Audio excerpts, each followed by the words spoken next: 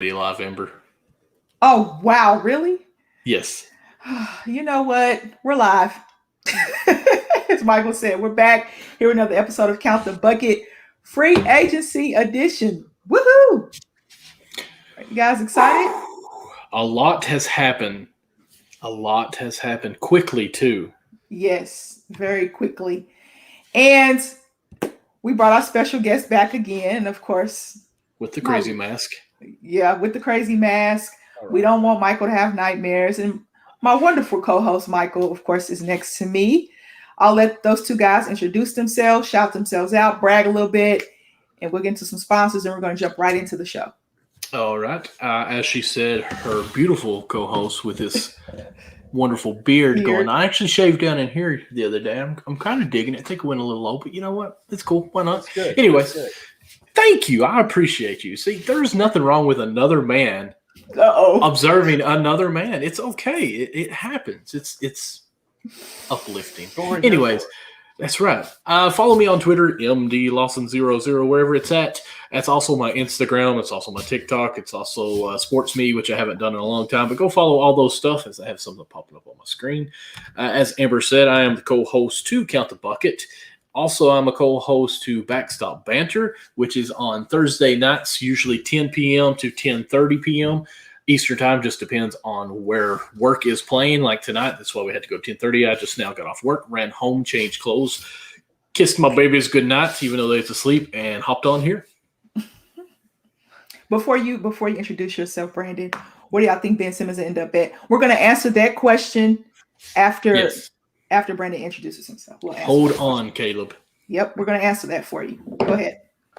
What's up, guys? I'm glad to be back as the special guest. Brandon Vicuña, Instagram, Brandon.Vicuña, Twitter at Brandon Vicuña. Really simple. Really excited to get into it. Miami made some big moves, and let's get it, guys. Yes, two Miami Heat fans on the stream tonight. Okay, I am Amber. You can follow me at simplyme_AV on Twitter. Linktree in the bio for all my work. Mhm. Bam, we just got that over with real Live. quick. For real. Brandon, you need to go check out her link tree, like her tree link, whatever it is. I can't remember. But it's like 5,000 things she does. Like, let's just really ask, how many podcasts do you have? Lady Two. First, Coast to Coast, right? What Thunder Coast to Coast. I like that jersey, Brandon. Somebody likes your Miami Heat jersey. Yeah, there you I go. appreciate That's that. my buddy Corey. He's a big Heat fan, too. He's actually Oh, the one that got goodness. me going back with the Heat. You're not going to like the last subject, Corey. I'm just saying. If you stick around, you're not going to like the last subject we talk about. I got two podcasts. That's what we call a teaser. Yeah, very much so. I have Thunder Coast to Coast, and then I have Step Back Sisterhood, and then I do this show, and then I do Ladies First. Look at So this guy. I stream 4 My times a wife. week. My wife is bringing me food and some water. Oh, well, Love you, babe. Amber's afraid. Hey, come back. Come back. Amber's afraid of my love towards Devin Booker, that you would be jealous. But you know I love him too, don't you? Yeah. Yeah. See, she Okay. said yeah. She okay. knows. As long as It- you- it's a mutual thing, you know. I mean, he's pretty hot, ain't he? Devin Booker used to play for Kentucky. I mean, I know he used to play for Kentucky, but I don't remember what his face looks like Oh. right now. It was fabulous. Let me just tell you. He has a new haircut. Did Michael tell you about his new haircut? No, we're leaving that out. Amber, you be proud of me. What you We're get? going with fruit. There we go. Hey, I like it, Michael. I like it. I mean, we got fruit dip too, but you know. I like it, Michael. I like it. I had a watermelon and apples today for my fruits. So Pineapple is delicious. yeah, Where has this been all my life? there. I'm not a pineapple guy. You're not a pineapple No. guy? Oh, Really? Mango, watermelon, grapes, top 3. Hmm. you know, I don't think I've had mango, but watermelon's good. Watermelon was top, like grapes and watermelon, definitely. But now that I've had pineapple, like watermelon's just water. Yeah. And Wow. For very good. yeah, Mm. watermelon's top for me because it's just so good. It's so juicy and it hydrates you because it has a lot of water in it. Pears. If you pick the right pears, I like pears. I can't go wrong with fruit. You can't miss me with a fruit. I'm just. I mean, you really can't. you I'm can't not mess even- with fruit. Other than watermelon, cantaloupe, honeydew, keep Mhm. it away from Can me. you? Keep Really? it away from me. Not even Yeah. apples or oranges. Like, I mean, No, apples or like I'm just talking like melons, not like Not melons. He doesn't do melons. I mean, melons are pretty good, man. All right, we're gonna answer this question, and then we're gonna get into the sponsors and in the show. Being horrible. Where? What did I do? You laughed at my melon. She thought I was being a perv. I did not laugh Anyways. at your melons. I'm going to try to bring this show back to actually being something here. Caleb, first Caleb. off, thank you for joining the show. Where do you guys think Ben Simmons will end up? Brandon, I want to hear from you first with the East Coast here. I mean, it's easy to say Australia, right? I mean, Ooh, he doesn't Ooh. Be No. nice, Brandon. No, Be I'm nice. just kidding. I think. I mean, NBA players are probably the most diva athletes in terms of all sports. They cut off communications. Ben Simmons is going to be back by this regular season. They'll be fine. I don't think he goes anywhere yet. You think he'll be at Philadelphia? Yeah, Or, Philly? I think he'll play for the 76ers this year. What about you, Amber? It's so tough to say. I want to lean toward what Brandon is saying. I think he cut off communication with Philadelphia just to get his head right, because that free throw shooting and not shooting layups, that's a mental thing. That is certainly a mental block for him. You saw what, Giannis, his free throw shooting, I thought was a mental block. And then later on in the series, he got better and better and better. So my wife just texted me and said, okay, I looked up Devin Booker. He's all right. When he smiles, he's cute. Come on, babe. You got to have better taste than that. You liked me. Gosh. All I'm You're hearing is you're better looking than Devin Booker. Exactly. I mean- You're the apple of her eye, Michael. That's right. Or her melon. Either or. We'll get into that in a minute, Robbie. We're gonna talk about that, and then we'll explain, why we think which teams were winners and losers of free agency. But a lot of people thought the Lakers. But Ben Simmons. Okay, keep going. I thought you was going on. I'm sorry. I just wanted to say something about his comment. Ben Simmons, to me, I don't know where he could go this year. I'm thinking maybe next year, but you never know. Like, we might get that Woj bomb or that Shams drop or whatever you want to call it in the middle of the night, like we got Paul George. You know what I mean? So I'm leaning more towards what Brandon is saying, but I'm going to leave that small possibility of Philly just wants too much, I think.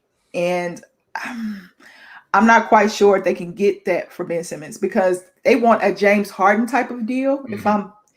But Ben Simmons and James Harden are not the same. No. And one plays defense, the other one can't shoot. And it's kind of just tough to see him going somewhere. But I know there's been different possibilities out there. So what do you think, Michael? I just see him staying in Philly for now. I am going to be different. I think the easy answer is that the 76ers should do anything to make him happy. But I actually think what Golden State wants, Golden State gets. Tell me one person that they've ever wanted in the past 10 years that they don't get. I mean, we've had the star squad, if you will, or the Monstars, basically, that they put together. I really think that somehow Ben Simmons has already cut off all of his connections with him. I think he is basically saying, I want out. I'm done with this. I'm done with the Philly fans, because we all know Philly fans are turds. They love you. You are up on the pedestal. You're great. The first time you lose a game, or the first time you look bad, or you can't make a free throw, you're gone. So they absolutely hate him now. Even in our chat, sorry, I was burping there. Even in our chat, some of our guys actually close to Philly are saying the fans absolutely hate him. Why in the world would you want to play for that division or that organization? So cut them off. Say, hey, I don't care what you trade me for. Just get me out of here. And I think that's what it's going to come down to. We're seeing it in the NFL where these teams or these players will say, hey, I'd rather just lose money than play for you. Just like Le'Veon Bell, we thought about Aaron Rodgers was going to be doing. I mean, Fournette even, I think, held out. So these people are just going to hold out and just get out there. So I think he's going to end up Golden State, and he's actually probably going to end up being on a cheap deal for it. I'm sorry, Caleb. Are you a 76ers fan? Let me bring up the comment here since he said a turd here. Caleb, he says he's not a turd, but hey, when you're a pro and you can't make a shot, it sucks. Totally understand. And it's easy for me to say that Ben Simmons sucks because he can't shoot from anywhere. But actually, he can. He just doesn't have the confidence. But if I were to go up against him one-on-one, obviously he would eat me alive. So I'm loving all my people on Facebook here with their comments. Thank you guys for showing up. We appreciate you guys. All right, I'm going to share the screen so you viewers can see the screen. We'll see the screen. We're going to go in alphabetical order by city. And then we'll answer some of these Laker questions as well about them being winners. Mm-hmm. They're probably in the top 3 of winners in free agency. I would say. Chris, thank you for hopping on here too. We'll get to your comment with Robbie here in just a second. They're probably top 3 in winners for most people. You know, they're top 3 for all the acquisitions that they made. All right, let me share this screen, and we're gonna see it because it's. Hey, Chris, thank you for your service too. It's a lot. Yes, Chris, thank you for your service. He's in the military. He flies planes. I know that much. Something with Army stuff. I've watched some of his videos. It's pretty cool. Thank you, Chris. Thank you. All right, the Atlanta Hawks. Oh man, I'm old. I'm going to have to bring this up bigger on my screen. I'm sorry. Okay, bring it up big on yours. So if you guys make a comment, we may not see it right now because this screen is having to take up my whole computer. Yeah. Chris says he's in the Air Force. Air Force. Okay. That's what I was thinking. Thank you, Chris. Thank you. Because there ain't no way I could do it. My body couldn't even fit in a plane. Oh, Michael. Hey, but I'm working on it. Michael, like I said, there's just more of you to love. You know what I mean? We love you. Right. Yes. That's right. All right. So Atlanta, I thought this probably the steal of the draft in Sharif Cooper. Mm-hmm. They got DeLon Wright in the trade. Tony Snell, Skylar Mays is out of LSU. Brendan Goodwin. They lost Chris Dunn and Bruno Fernando. They both went to the Celtics. Atlanta didn't do much. Trae Young did agree to his extension for $205 million, I believe. 5 years, $205 million. John Collins signed 5 years, $125 million as well. So that's what Atlanta did. How you guys feeling about Atlanta? Re-signing John Collins and signing Trae Young. I think Collins definitely good, and of course Trae Young. As far as free agency, what's going on, I feel like it was just kind of whatever we could get. I feel like it was quiet. Mm-hmm. Obviously, yeah. Trae Young and John Collins both showed in the playoffs this year. They can be a dominant 1-2 punch. Mm-hmm. Drafting Sharif Cooper, him and Trae are both going to be a dynamic 1 and 2 pick and roll. I think the addition of Tony Snell is going to be very underrated. Mm-hmm. You can bring him off the bench, and I think that's going to help boost them a lot too. How long has Snell played in this league? I feel like he's been here for 20 years. Yeah, it's like he's been here for a while. And they also re-signed Lou Williams to a 1-year deal. And I think this might be Lou Williams last year. So they signed him to a 1-year deal as well. So he's from Atlanta, if I'm thinking right. Yes, he's from Atlanta. Work with Magic City. Yeah. Lemon Pepper Lou. Lemon Pepper Lou. He should trademark that. And they re-signed him as well. So you got Lou Williams re-signed. You got John Collins and you got Trae Young. You pick up Tony Snell. You trade Chris Dunn and Bruno Fernando. Got that restaurant that he likes in Atlanta too. Yeah, you got the Magic City, the strip club. I said restaurant. You said strip club. I did. Just a little honesty on Count the Bucket. I know, Michael, you're being nice. I know. The food is good. The food is great. I wouldn't know, but from what I've heard, it's great.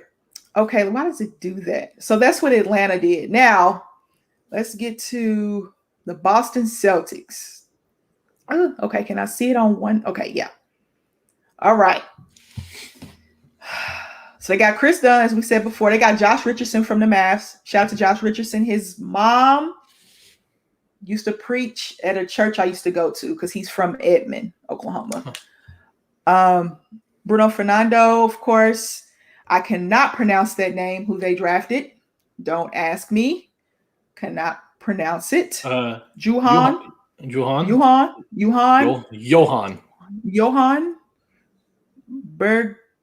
Begurin. The Okay. Garden. Garden. All right. You like how I just acted like I knew exactly what that was? It's just confidence. I have no idea. Johan Me either. Bagarin. Perfect right there. They got Moses Brown. No, they lost Moses. They got Moses because he got traded to the Celtics because he came from OKC. Moses Brown. Okay. No, they lost him? Well, it says lost Moses Brown traded to the Celtics, even though we're dealing with the Celtics. Celtics. I thought he was on the Celtics roster. Yeah, because that's the Kimba. That's part of the Al Horford deal. Okay. Moses Brown's part of Al Horford deal because OKC traded Al Horford back to the Celtics. I mean, it says traded to the Celtics. I think they messed that one up because the rest of them are the loss with Kimba even gone. Yeah.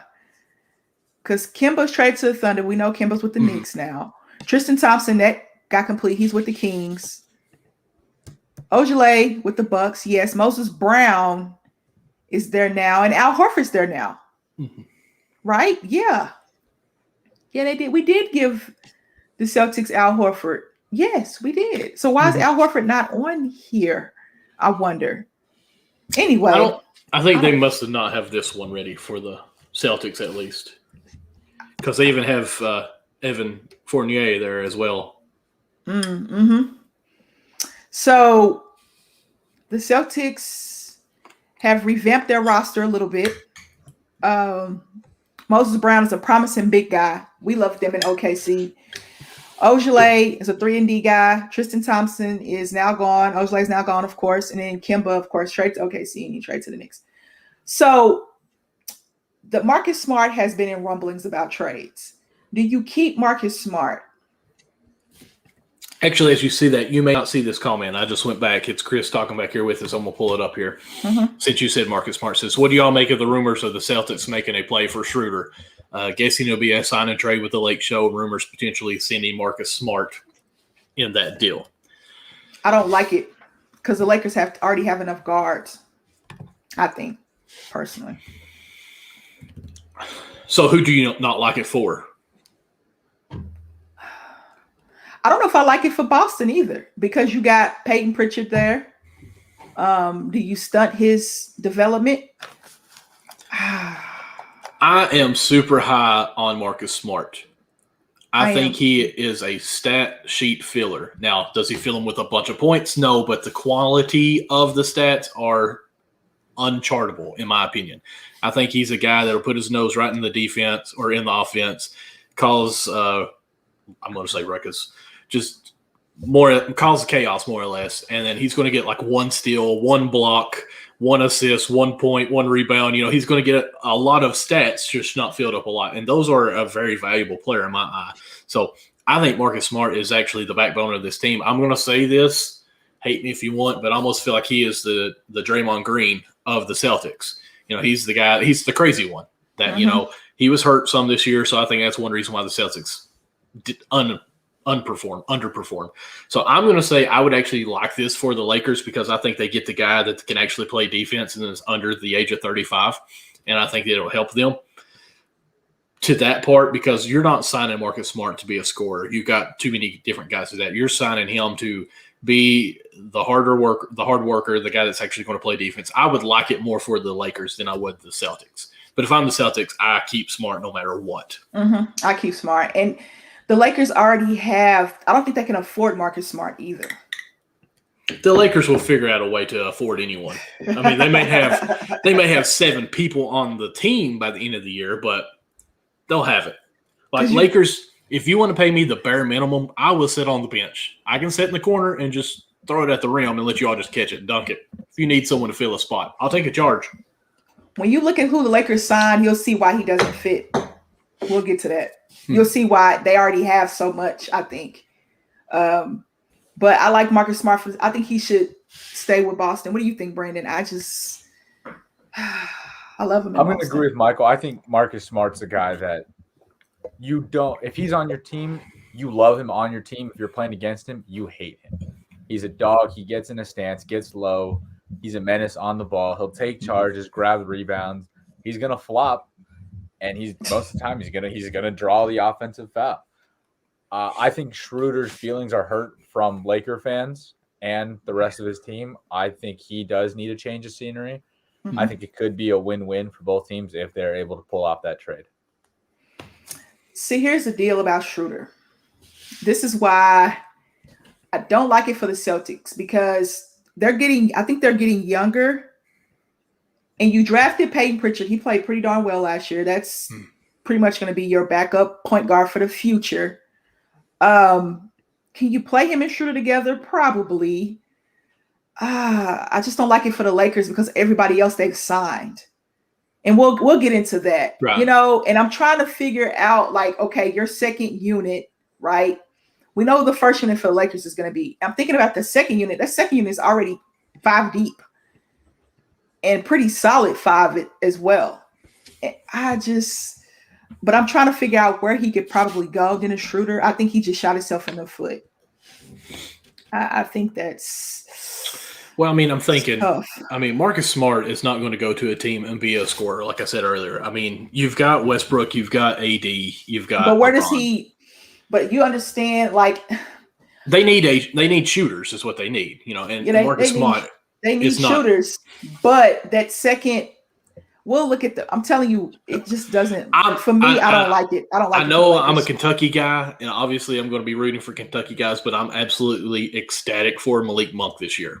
Oh yeah, I'm just going to say that I cannot Yes. wait to see his year. Like, he's probably going to be averaging, I hope anyways, at 20 points a game, I think, from just sitting at the 3-point line and getting hot. Because the dude, when he hits one, he's going to hit 4 more if you give it to him. That's how hot he can get, just like that. It's beautiful. It was great watching us. I want to say we played in Vegas in some casino against North Carolina, and it was like 99-94, and Monk like lit it up. It was 40. crazy. It was 40. Yes, it was great. And he can still do it. He's just not been on a team where he can do it. yeah. I think we'll talk about the Lakers. But Okay. Lakers on pause, and this is Yeah. not pause. All right, the Brooklyn Nets. Now I know they got Patty Mills too. So they got I'm James. excited about Matt Oh. McClung too as well. Oh yeah. Hopefully he can make the roster. James Johnson. He makes the roster. We'll see. Javon Carter. And they also got Patty Mills as well. This is what they drafted. They did some things in the draft. He's my favorite player. They got drafted, Cameron Thomas. I think he's going to be a steal. Mhm. Honestly. Now, who are we with now? Oh, the Nets, right? The Nets, Brooklyn Nets. Okay. Lost Landry Shamet, which Patty Mills just replaces him. Of course, Spencer Dinwiddie went to Wizards. We got Bruce Brown. Blake Griffin re-signed. What did Cabarrot do? I'm not sure what Cabarrot did. I'm not sure what Tyler Johnson did or Mike James. Jeff Green is gone. He went to Utah, if I'm thinking correctly. I think you're right. Yeah. So I'm not sure what Bruce Brown did. I know Blake Griffin re-signed. I'm not sure what Mike James, Tyler Johnson, Cabarrot, or Reggie Perry did. But what do we think about Brooklyn?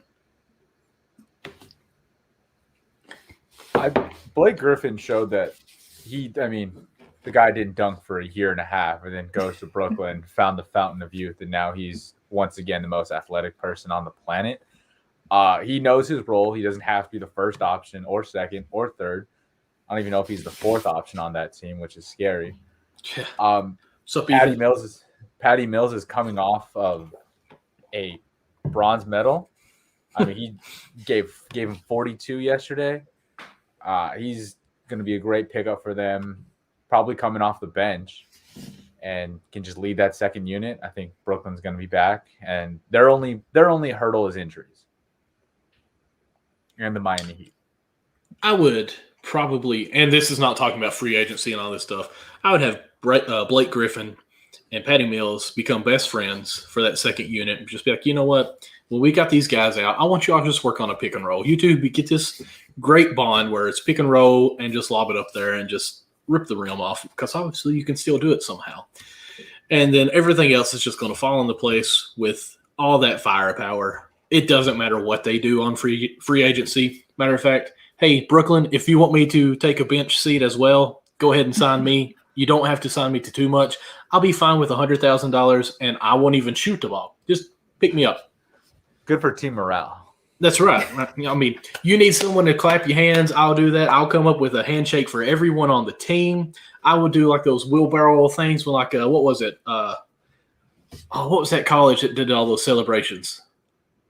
Monmouth, I think.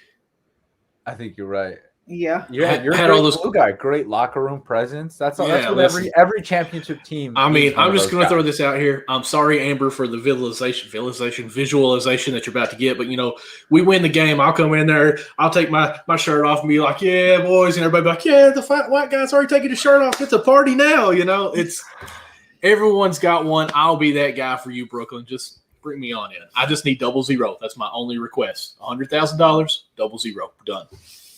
Double Wow. donuts.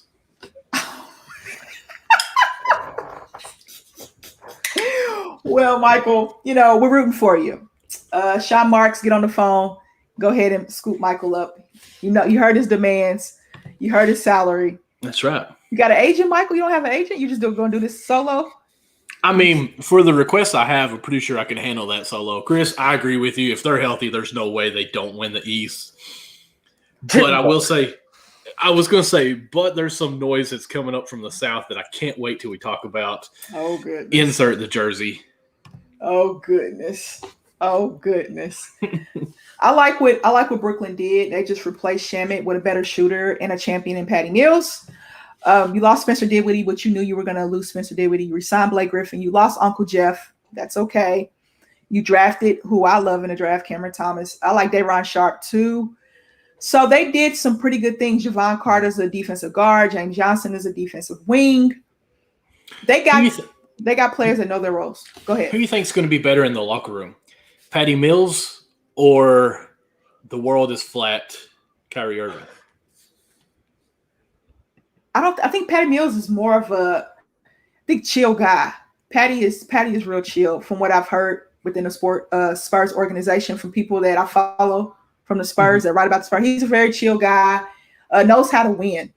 Yeah, Championship. That's kind of what I'm going at. Like, I mean, he's got rings. He's been through it. He knows what it takes. I mean, Kyrie does have a ring with LeBron. So, I mean, I think Patty Mills will have more respect in the locker room, just to be honest with you, because, I mean, he is a workhorse here that's coming in. Like, he does not stop. And I think they all show responsibility pretty well. The Nets don't have locker room problems. That's one thing you can say about the Nets. Mm-hmm. They don't have locker room As problems. weird as it is.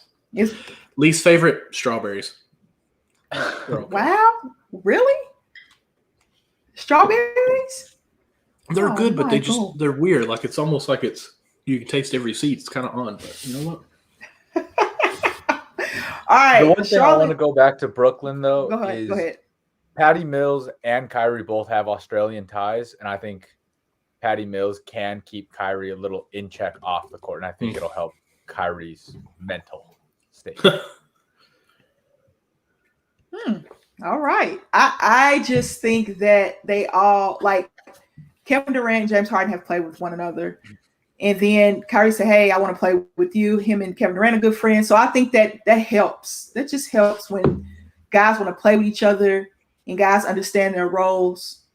And that's beautiful basketball for me to watch. All right. Charlotte Hornets. What do y'all think of this comment real quick? The Nets being hurt was still a disappointment, not beating the Bucks this year. Because if they would have had I know. Blame Kevin Durant's size 17. He should have been a size 15. For real. I don't think they had if James Harden or Kyrie were healthy, I don't think I think the Nets would have won that series. I would, personally. and even when we're talks with you, Amber, and Nick, I kind of felt like they were still the Bucks were the underdog in that series. I've always felt like that. I do understand James Harden was a lot more, I guess, one-dimensional, if you will, because he couldn't hardly move or play defense, which he doesn't.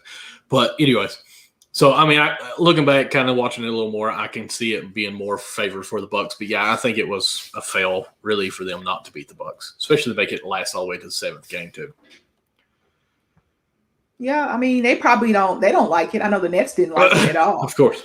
I know but because they went up 2-0. But when Right. they went up 2-0, they had two healthy, superstars. Mhm. And then, they Bucks come back tied 2-2. James Harden says, I want to play. I want to try to play. Kyrie gets hurt. So the NBA last season was just kind of funky. Hmm. But congratulations to the Bucks. I'm happy they did it. I'm happy a small market team did it. Oh, Congratulations to definitely. them. The Nets will be the favorite in the East next year. I'm just going to say that off the bat. The Charlotte Hornets. They What's won. at the top right there? Who's at the top? Oh goodness, Oubre. Number 2 on the hot list. Mm-hmm. On my list, anyways. Number 2. Those eyes and lashes, man. Is it more because he went to Kansas and you're a Kentucky guy? Is that what it comes down to? Oh no. I mean, I'm sorry. If you got Oubre and Booker side by side, you have to pick Booker. Amber, help us decide this. I still crack up thinking of Nick though. I can't believe you guys haven't mentioned who was it? Tatum. And it was like, Nick, just go ahead and say, hey, Tatum's pretty hot. Oh I goodness. mean, let's just ask the chat. Like drop who the best looking player in the NBA is. All right, definitely. Who do you guys think the Goodness. best looking male in the NBA is? Oh my goodness. It's Devin Booker, hands down. Kelly Oubre. We're back to free agency. Yes, we got Carry Oubre, Ish Smith. I like that. Oh, Wes. We'll call him Wes.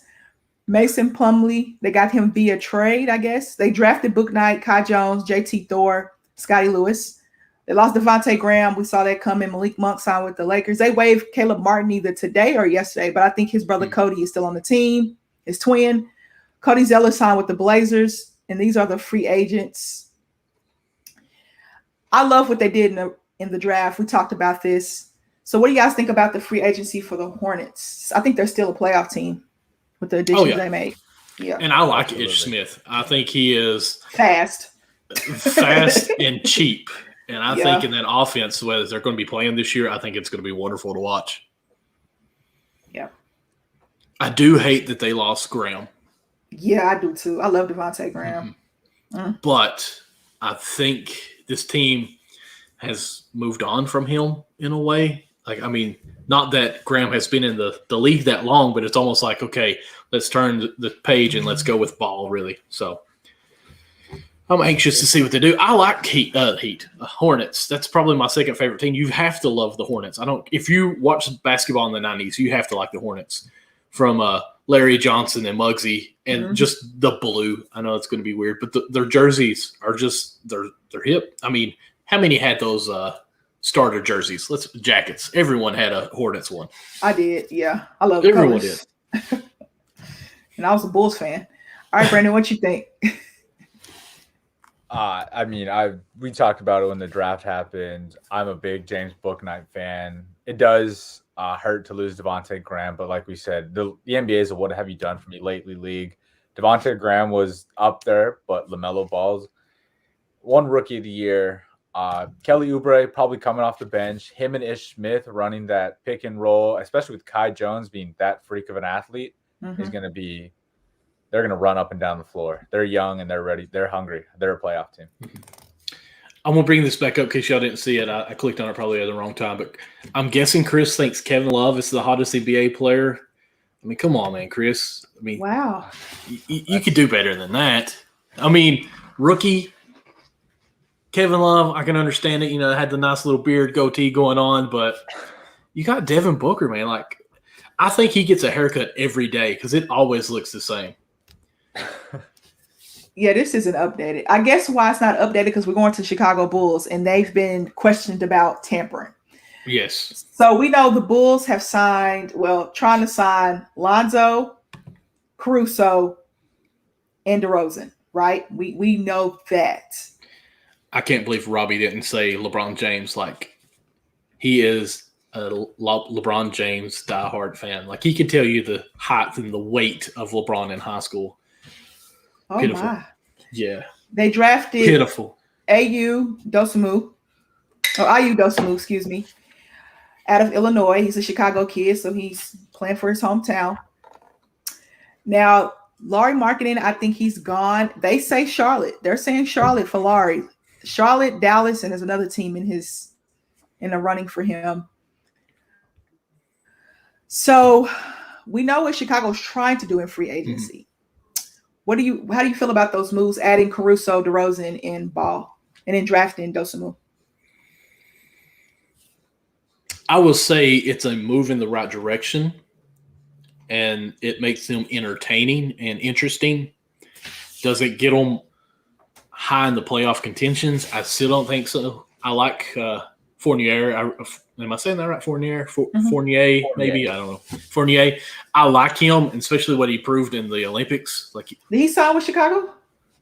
I'm pretty sure I thought it did was he? New York. New York. He went to New York. Oh, you're right. I apologize. Caruso did. Well, they're Caruso- trying to get these free agencies signed because you know, Okay. they're dealing with some tampering issues. Right. But, So, I'm sorry. I was thinking Fournier went there, and it's totally not. So, yeah, I just don't think the Bulls are that interesting anymore. You just ruined it for me. I'm sorry. Well, you got Caruso. You got Caruso. Oh, hold up. I got to bring up this comment. This is great.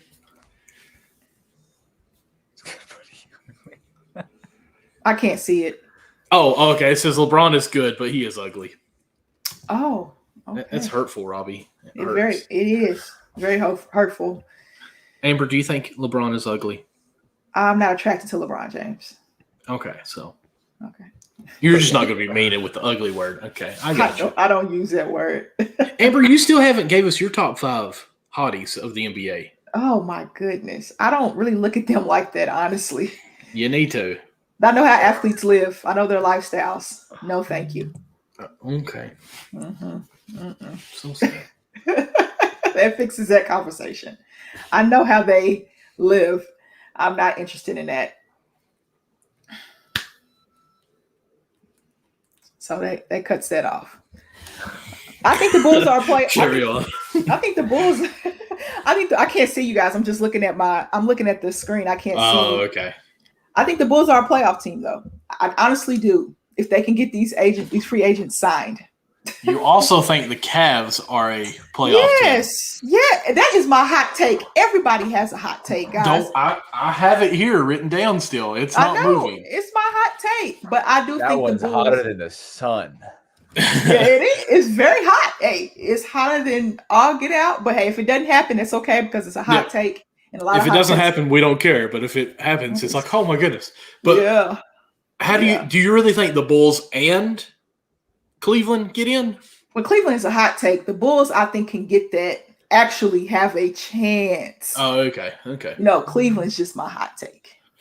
Okay. I think the Bulls are a borderline play-in team, and I mean borderline 7-8. I think Mm-hmm. if this was 2 years ago and they had this team, they're in the playoffs. They can score at all 3 levels. Zach LaVine score from the outside, Vooch score from the outside and inside. DeRozan, if all holds, is mid-range master. And you have Lonzo just to orchestrate this whole thing. They're going to be able to score at all 3 levels and play some really good defense. What you think, Michael? You don't think they're a play-in team or a playoff team? Now, let's just get this straight and figure it out. Is a play-in team considered a playoff team? Because when we come to the end of the season next year and you say that the Cavs are number 10 and they're able to be in the play-in game, are we counting that or no? Because I think the Bulls will be in a play-in game, but I don't know if they'll be in the playoffs. Do you have them finishing 1 through 8 in the East? I have them probably 9 or 10. Okay. I can see 7 through 10. I give them a broader stretch. I can see 7 through 10, honestly. Just depends. The East is pretty good this year. I mean, this It's- year and next year. That's It's what's gonna be pretty so crazy. competitive. It's gonna be competitive for sure. Because So- for them to be 7 through 10, you're looking at Celtics was 7, Wizards was 8, Pacers was 9, Hornets was 10. Mm-hmm. And that's with the Raptors not getting into it. Mm-hmm. So that is 2 teams jumping into the top 10 somewhere and moving 2 teams out. The 2 teams that I could see would be Pacers and Wizards, but I like the Pacers a little bit. Wizards, we don't know what they're going to be. Because of Bradley Beal. But I do think they got better pieces, though, Mm-hmm. than they had last season. I can't tell you that. But they did get hot at the right time last season, too. So, Cleveland Cavaliers. My pick Amber, for the this 10th is all you. This is all you. They got Ricky Rubio from the Timberwolves. They drafted Evan Mobley, of course. Torian Prince went to the Timberwolves. They got Dellavedova, free agent. Jeremiah Martin.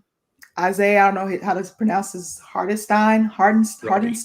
There we go. Yes. Broderick Thomas. Now, here's the deal. Their potential starting five, I think, could be very competitive. But what I did say about the Cleveland Cavaliers is their bench concerns me. Their bench really concerns me because they're starting five of Sexton, Garland, Evan Mobley, Jared Allen, and Okoro really, really, really, really impressed me. But the bench is what really concerns me. Mm-hmm.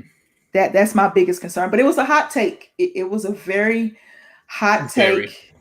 Vegas. It was a Vegas hot take. It was a Kelly Oubre take. There you go. Ooh. Devin Booker I see what take. you did there. Devin Booker take for Michael. If you really want to go there. That bubble Booker. Whew. Oh my goodness. But that's how I feel about Cleveland. They didn't do much. They did draft one of the best players, I think, in the draft. But what are we expecting from Rubio this year?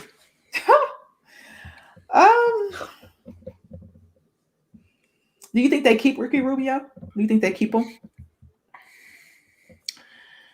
I mean, he's a veteran that would be a possible good second string trade, trade deadline. I could see them keeping him just to say, okay, Mobley, let me teach you a few things. Rubio, we want you to just more or less be a mentor to him. And then we're just going to be honest with you, we'll trade you when it gets to the trade deadline. Because, I mean, who other player would you like to basically mentor your future? I mean, Ricky Rubio is a very good point guard. Ricky Rubio is Ricky Rubio. You don't like him? I like him, but I don't think he's as good as he thinks he is. I mean, that's most of your NBA players. They got to have some type of confidence. Yeah, they do. No. But he's very – I think he's cocky a little bit. Like he thinks he's – his cockiness grows with his hair. Let's just say that. That's what I was gonna say too. Yeah, dude, get a haircut.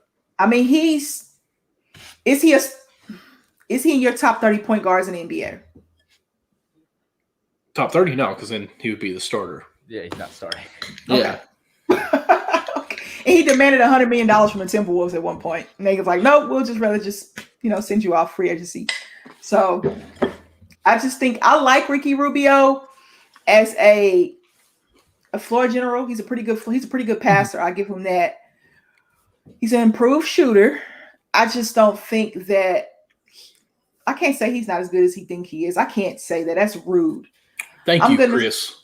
Chris jumped in to say, what do you say? Don't like Rubio, question marks and all that stuff. Great handles, great passer, effective scorer, and can pressure the other team's point guard. Okay, but he's not a starting point guard in the NBA. I'm just going to. You're just going on. Okay. I mean, that's he's what not. I'm saying. He's going to be a good leader as far as, hey, guys. Oh, yeah. But I don't think he's going to be like, oh, wow, Cleveland has Rubio. They're going to make the playoffs, as somebody said. But I think he'll be good for the team just as far as an old guy teaching how it should be done. Yeah, I just think he's a little cocky for my liking. Mm-hmm. All right, Dallas Mavericks. See, it says Moses Brown from Mavericks. I thought he went to the Celtics, and I thought he was on the Celtics roster. I don't know where Moses Brown is. We just left him in OKC. We didn't want to get rid of him. We loved him. He's in the middle. He's somewhere. trying to decide. He's ping-ponging right now. They got Reggie Bullock from the Knicks. Good shooter, good defensive player. Josh Richardson, of course. He went to the Celtics. They re-signed Tim Hardaway Jr. JJ Redick is unrestricted. Yes. I think Boban is coming back. I wonder what they're going to do with. I want Boban to come on this show. That would be fun. Period. Boban, please. Boban, if you're watching, come on. Please. Have a good time. What are they going to do with Jalen Brunson, though? What are they going to do with Jalen Brunson? I like Jalen Brunson a lot for Dallas Mavericks, so we'll see what they do. How do you guys feel about the Mavericks? Does Luka have the help? Well, that's a big argument on Twitter, but I will say this. Dallas Mavericks is the team that we don't know what to expect of. And I know that's probably not what we need to say, but Luka is one of the best players in the NBA. But also, Luka's got to learn to get his teammates involved at the same time. We've seen the unicorn upset towards the end of the year, said he wasn't happy. We've got to see if that relationship fixes. If that relationship is broken and shattered, I don't know what to expect in Dallas because Luka ain't going nowhere. Porzingis, he might be like NSYNC and bye, bye, bye. Oh, come on. That was good. That was good. No. You got it, Michael. Clip. Thank you. You got it, Michael. What do you think, Brandon? Reggie Bullock, I think, is a great addition. Space the floor out, shoot the three, plays great defense. The one thing I'll say about Porzingis is when you're 7 foot and you're on a break and you're pulling up from three instead of driving to the lane, you better make that three. And in the playoffs, he didn't shoot very well. Like you said, we know what we're getting from Luka. Porzingis, get on the block a little bit more. I'm not saying you need 100 post moves a game, back to the basket, but you're 7 foot. I mean, for some easy ones. Porzingis, even just get to the block and get the ball. You don't have to play with your back to it. Just get the ball, then turn around triple threat, and you're very good. But he just wants to more let, my opinion, almost be lazy and just stay around from the 3-point line and just shoot the easy shot, like instead of work for it. I'm not coming at you at all. I'm sorry if anyone took offense to that. But it's almost like he's just kind of taking a passenger ride on this game and waiting for the easy shot on that when he could man up a little bit and go on in there. I mean, y'all agree with me on that? I don't know why 100%. Players are so afraid to get on the block and just bang. I don't get that. Listen, I'm going to say this because Robbie's in here. My brother, when we play basketball, he kills me. And Robbie knows him. That's why I'm going here. And Chris does too. He's like 6'5", and of course here and where we live, 6'5" is a big man. Anywhere else in the NBA to be a point guard. But he's 6'5", big like me. I'll say that, and I run point guard. Bear with me, guys. And he's like usually the tallest guy that we have, and he has good post moves. But as soon as he shoots 1-3 and makes it, he ain't going nowhere near that block. He stays at the 3-point line, but he'll hit probably 40, 50% of them. But that first time he misses one, I'm like, get down low and bump with them. But I don't know. Big guys that can shoot, they just don't like to go down low. I don't know why. Three I more don't- than two. And I hate it. I hate the 3 more than 2. It's just my old school me. I would rather work like crazy, crossing up, getting into the paint, coming in with contact, and going to the line for my 3 instead of shooting a 3. But I'm old. I'm 35 years old. Yeah, I'd rather shoot a mid-range jumper too. No. I don't even shoot mid-range jumpers. Okay. If I'm not shooting a 3, I'm getting to the lane and I'm It's laying either it up 2 feet somewhere. away, 30 feet away. That's right. There is no in between. The only time I shoot a in between is if I'm at the free throw line shooting a free throw. Other than that, Michael. that is it. All right, we're gonna go to the Denver Nuggets. Now I do. Did they get Jeff Green or did Utah get Jeff Green? I think Utah got Jeff Utah. Green. Okay, Utah did. Okay, so the Denver Nuggets did resign JaMychal Green. They did resign Austin Rivers as well. Will Barton is gone, if I'm thinking correctly. Will Barton is gone. JaVale McGee is gone. I know that for sure. I'm not sure what they're doing with Paul Millsap either. Nyshawn. Did y'all see Island. where Jamel McGee and his mom, I Yeah. think both won Both gold medalists. and it's the first time ever. That's awesome. Congratulations, McGee family. Yes. She was an amazing player in the WNBA too. She's pretty good. I like this draft pick a lot. Nick and I talked about him. What do we see Denver though? Do we think Denver can, get back into that hunt with their roster? What are we thinking about Denver as far as playoffs Absolutely. concerned? Okay. Jamal Murray went down. Jokic took over. He's not going to have to take exactly. Archer. He's not going to have to do all that scoring, facilitating. He'll get his running mate back. Jamal Murray, I think, is one of the most underrated players in the NBA. All-star caliber player. Bones Highland is going to be a great addition. Michael Porter Jr. is only going to go up. Austin Rivers leading that second unit. I think they're back to a top 3, maybe 4 seed. Okay.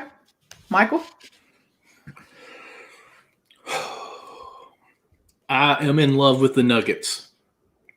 I will say that. I love Michael Porter's. Ooh, Michael Porter. That's another hottie. I mean, come on. He's got a nice little haircut going on there. We forgot about him. Oh, But he's got a bad back. Let's see here. We finally seen what he could be last year. Can you scroll back up a little bit? okay. You see it? There we go. Okay. I want to see if they get JaMychal Green back. I They even do. think Paul. They did. They do. Okay. What Yeah, about they Austin signed- Rivers? Yep, they re-signed him too. Okay. So I think if they've signed all these guys that are down here, I think they're going to be a great team because we've seen them without the blue arrow, and now we get to see Jamal Murray back in there with a team that has progressed in the right way. So Michael Porter and just the schemes that they have with him, he finally showed up to what we think he could have been or thought he could have been a few years back. So I think the Nuggets have a lot of momentum going forward with this and a great pick in the draft as well. So this is what I'm Go going to ahead. tell you, Michael. Will Barton is gone. JaMychal Green resigned. Harrison and Marcus Howard are two-way players, even though Marcus Howard did play pretty well in the playoffs Mhm. last year. JaVale McGee is gone. We know Paul Millsap is a question mark, and Austin Rivers is back. That's what we know thus far Okay, about okay. Denver. Yeah. I don't like that they lost Will Barton, but I also think Austin Rivers makes that a little different team, more range with that, but you lose some defense there. I like Barton. I think he's an excellent player. He's kind of my, I'll say, just comparison since we talked about him earlier, a Marcus Green for this team. Just not as hardcore. So I still like the Nuggets. I think they've got a push. I mean, they finished third in the West last year. Mm-hmm. So, I mean, yeah, I like them. We'll see. I like them too, but I'm want going to to say this. Get over that I'm hump. going to say this. Get over the hump. The Nuggets will have a better record than the Jazz this year. Okay. Write that down. Write it down. I know you got your pad. I know you do. I'm Yep. getting it. Yep.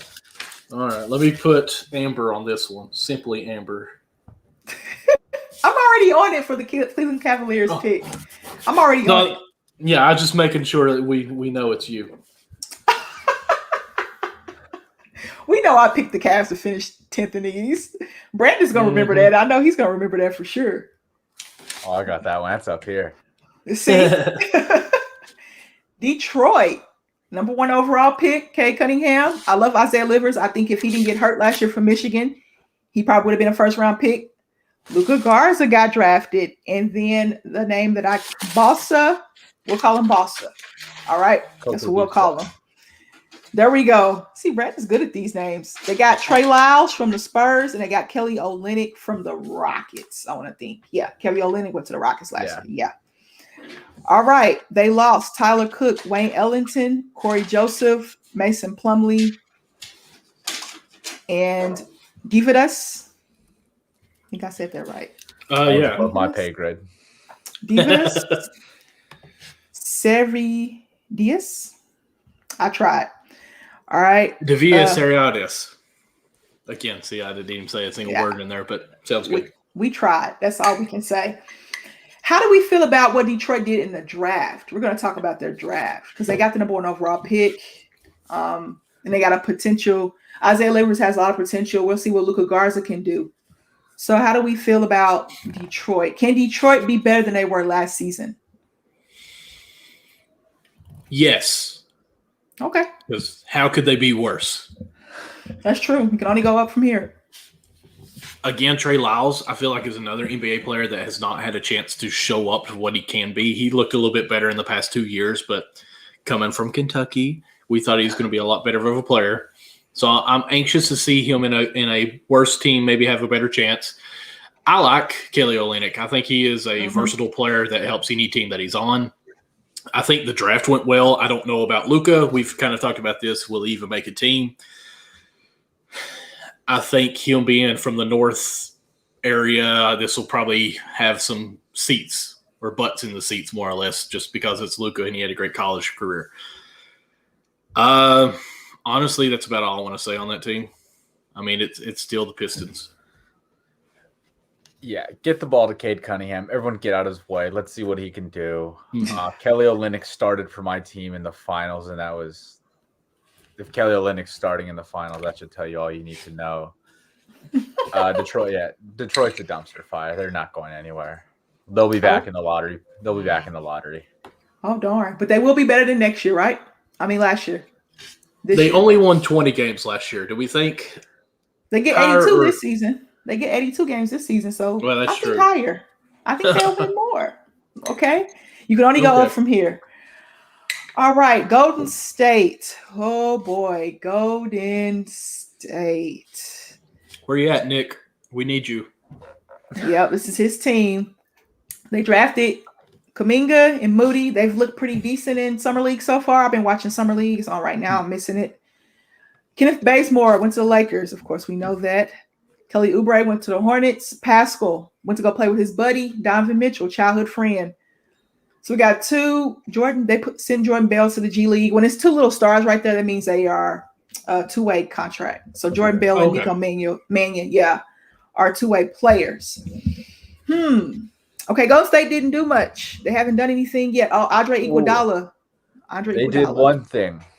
They did one thing. And Steph Curry to another $200. They gave Steph Curry a bag. What's up, Perry? Thank you for joining us.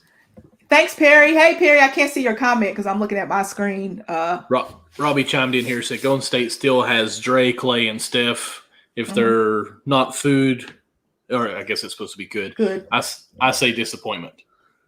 Yeah, but Clay's not going to come back until 2022. Clay's out. Yeah, Clay's out for a while. I never can say it. Iguodala? Yes, he signed back with them today. Chris just actually said that about the same time I read it there. So they got him back. Granted, he probably won't play half the year and still be okay for the playoffs. It's Iggy, though. That's Iggy. So I'm glad Steph got him back. And then Steph, another $200 million contract. The only player in NBA history to sign two $200 million contracts. You go, Steph. When Jay Billis said that Johnny Flynn would be better than you, I laughed at that. Yeah, he literally said that. He was like, I think Johnny Flynn's going to be a better pro than Steph Curry. I was like, what? But hey, he's the expert, right? Let's go with this, though. With that being said, do we think we would have Steph Curry if Steph Curry didn't play in this system where the three-point kind of changed the NBA, though? Because I really feel he was doing this in college. He was doing this at Davidson. I agree. But I don't think Golden State, I feel like Golden State kind of changed it in the NBA, though, don't you? Because before Steph, there wasn't all this run and gun of threes and no passes, shoot from the half court. They got two great shooters. Like Clay was a great shooter at Washington State. So when you got Steph doing what he was doing in college and Clay doing what he was doing at Washington State on the same team, it's kind of like, oh my goodness. So if Steph and Clay were not together, do you think we would have both of them as good as players as they are now? That's a good question. Of course it was. What'd you expect? That's a good question. But Mark Jackson really helped develop those, and people forget about that. You brought in Mark Jackson. Look at you. Good job. Good job. Mark Jackson developed Steph and Clay. I don't care what people say. You can say what you want to say. Steph and Clay will tell you that themselves. Even Draymond said that Mark Jackson was instrumental. Mark Jackson put Golden State kind of back on that map. Okay, here we go. And then, they let Mark Jackson go for whatever reason. They brought in Steve Kerr, and people forgot about the Mark Jackson era of Golden State. Robbie said, here's his hot take. If Steph was on another team with them grapes that got me lockjaw. I'm lying. I just can't speak anyways. If Steph was on another team without the Warriors play style, he has no rings.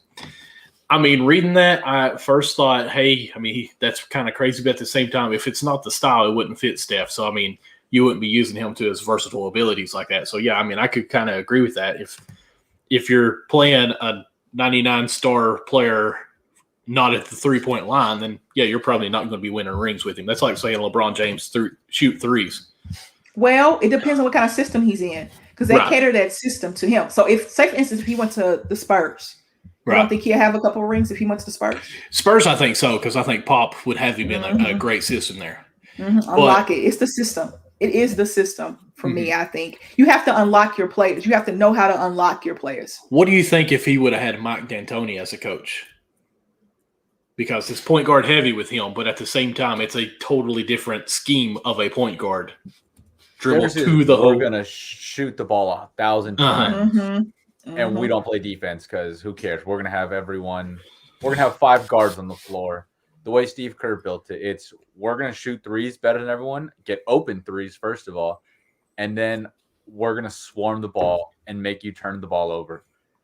And Oracle was such an advantage when you got that Warriors chant going on in the third quarter and the fourth quarter. It sounds like the purge alarm. It's like if you're on the opposing team, there's just nothing you want to leave. You want to go home. Like, it's so weird because, like, when you look back when the Golden State Warriors were getting to be good with Steph and Clay, the fans were phenomenal then. And I didn't know anything about the Warriors here being on the East Coast. And, like, as soon as the game was on TV, it's like, oh, my goodness, these fans are crazy. This is awesome. It was almost like a college atmosphere in a NBA team, and I loved it. I mean, you got, like, Miami again, who I like and keep up with. They would have the same color shirts that they put in the stands, but, you know, you would just have woo cheers. But at Golden State, you would see them up there with their signs, raising Cain. I mean, it was in the college atmosphere. It was really cool to watch. But I'm going to say this. I love Tom Thibodeau because I love defense first-minded coaches. I think if he had Steph Curry, we wouldn't have Steph Curry. Probably. Maybe. I think Tom Thibodeau would not have Steph to where he's at. I don't think he would have him a ring. And I'm not trying to take anything from Tom because I like him as a coach. But I don't think Steph Curry would have a ring under Tom Thibodeau. Will we have Derrick Rose without Tom Thibodeau? I would say yes. I think Derrick Rose was a phenomenal player, just an athlete. Mm-hmm. And I think we would actually – oh, are you meaning will we have him because he wouldn't be hurt, Tom Thibodeau? Would Derrick Rose be what he was able to be without Tom Thibodeau? I think yes. Okay. Do you? That's a good question because he was just naturally gifted, but it takes a special – you have to unlock some of that, though, because you don't really know how gifted you are. Oh yeah, me neither. You don't know how gifted you can be. I'm That's trying right. to think. Brandon, what do you think? I think one of the most underrated aspects of all these what ifs for Steph, he fought through his ankle injuries. He also got to learn from Monte Ellis, who was a great scorer at his time too. They gave Derrick Rose the keys to the car immediately and said, go ahead. And this is your team now. If another team does that, it could end up the same way. If they give him time to develop, maybe his confidence isn't as high as early as it is. And maybe he's not the freak athlete, the youngest MVP in the league.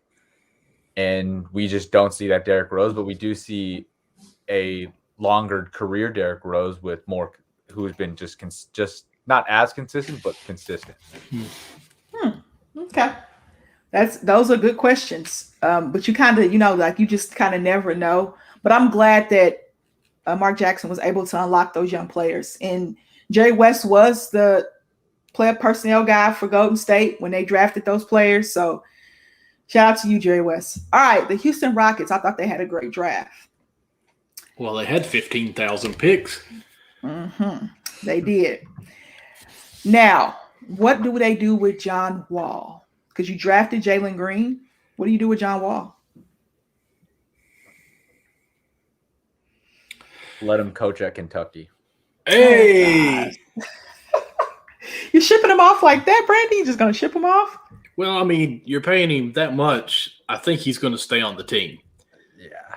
I think it's probably going to be my personal opinion as we're just kind of spitballing here with it. I think it's going to be an Drummond situation. He's going to play on the team for a while, and then he's going to like, you know what? I'll just cut me. I'll take a veteran's pay to go somewhere else and play. Do you think he would take a veteran minimum to go play somewhere else? For Just one year? For 1 year? He's made a lot of money. Yeah, he probably would. He's made his. I think so, especially when you actually can have a chance to play in the playoffs. Yeah, because all he has to do is show up in the playoffs and be John Wall of half of old, and he's going to get some more money than what he's going to be getting. So he played pretty well last year. I thought he played pretty well last year. So the Rockets want to go younger, obviously. I think. If he shows up on a playoff team, comes out to his entrance and starts doing the Dougie, I'm picking that team to win the finals. If John Wall starts getting that confidence back, it's over. Oh yeah. I agree. I like what the Rockets are doing. They're getting younger. I love their draft. They got the 16th overall pick from OKC. So we kind of know where the Rockets are doing. They're going in that younger direction. We kind of saw the writing on the wall, though. Mhm. We saw the writing on the wall. You can even say a couple of years ago, after Chris Paul went to OKC, you kind of just saw it, and they tried the DeMarcus Cousins and James Harden, and and then they tried Russell Westbrook first, and then they tried the James Harden, DeMarcus Cousins, John Wall. James Harden said, "I don't want to be here anymore." And then we were like, okay, you get Christian Wood, promising young player out of Detroit. You're like, okay, Rockets are going younger. So the Rockets are one of those teams that will probably be in the lottery next year. That's what we'll say. Yes. Get the ball to Jalen Green. Get out of his way. Let's just enjoy it while it's there. Unless John Wall somehow becomes Chris Paul of the Houston Rockets and leads them to the playoffs. But I don't see that. Okay, no hot takes. All no, right. I'm not writing that down. No, let's carry on. The Pacers, TJ Warren, Miles Turner, Brogdon, Sabonis. Right? I was like, wait a second. I don't see those names on this list. I know. I'm naming players. I was like, whoa. One of the Holiday brothers got traded to the Wizards. They drafted Chris Dirute out of Oregon. And they got Isaiah Jackson in that trade. I think that's is that the Russell Westbrook trade? Yes, from the Wizards. Did they do a 3-way deal? Yeah, because the Lakers got a pick out of the Lakers gave up a pick. I don't know. Well, it says via Wizards. Yeah. He plays for Kentucky. He's gonna be great. Let's just go. Okay, I'm trying to figure out how that pick came about, but the Wizards have it. Isaiah Jackson was on the Thunder's board too at 18. So the Wizards got him. The Pacers got him. What do we think about Indiana? Is Indiana a playoff team if they keep TJ Warren, if he comes back healthy and Miles Turner comes back healthy? Are they a playoff team? Yes. There's one name you left off. Caris LeVert. My bad. As long as he's cleared to play, that's a playoff team. That's the starting five right there. Amber, come on now. All right. And Carlisle's the coach, right? Yep. Rick Carlisle. Yep. I think that alone, him get you a few more wins than what you would get. I love him as a coach. I think he was great in Dallas. So I'm going to say, man, let me look at that East again, because if it was Pacers or someone else, that would be the team that would be out. Pacers and Wizards. Man. That's going to be tough. The Pacers are healthy. I like the Pacers. Go ahead. I'm going to say, and I said this in our last show, I don't know why they drafted Isaiah Jackson. Just because of Sabonis and even Miles, I don't see where he's going to be there. This has to be a pick that's going to be, okay, stay in the G League, develop yourself. But I don't know why you would do that with a 22nd overall pick. The dude has raw talent overflowing, but he doesn't have any skills that he is mastered on the offensive end. He is, hey, I'm going to guard you. I'm going to jump out of a gym and block your shot, and then I'm just going to grab a rebound and dunk the ball. I'm so hesitant. And he's a Kentucky player, so I'm speaking truth, as they say here, and just trying to be realistic. I don't know why they did that pick. But I still think this team is going to be playoff. I'm going to say they're going to come in at 9 and be a play-in game. I have them at 9. Okay. Chris said, Jackson, let me pull the comment up here. Jackson was drafted by the Lakers and for the Wizards in the Westbrook trade that sent him to Indiana. Okay. Thank you, Chris. Yeah, I knew that was the Lakers trade somehow, some way, because it came from the Wizards. And Indiana didn't have that pick. But I think Indiana's a playoff team as well. The Clippers. We know Reggie Jackson is back. Woohoo! Mm-hmm. Big sign there. Jason Preston, one of my favorite players in the draft.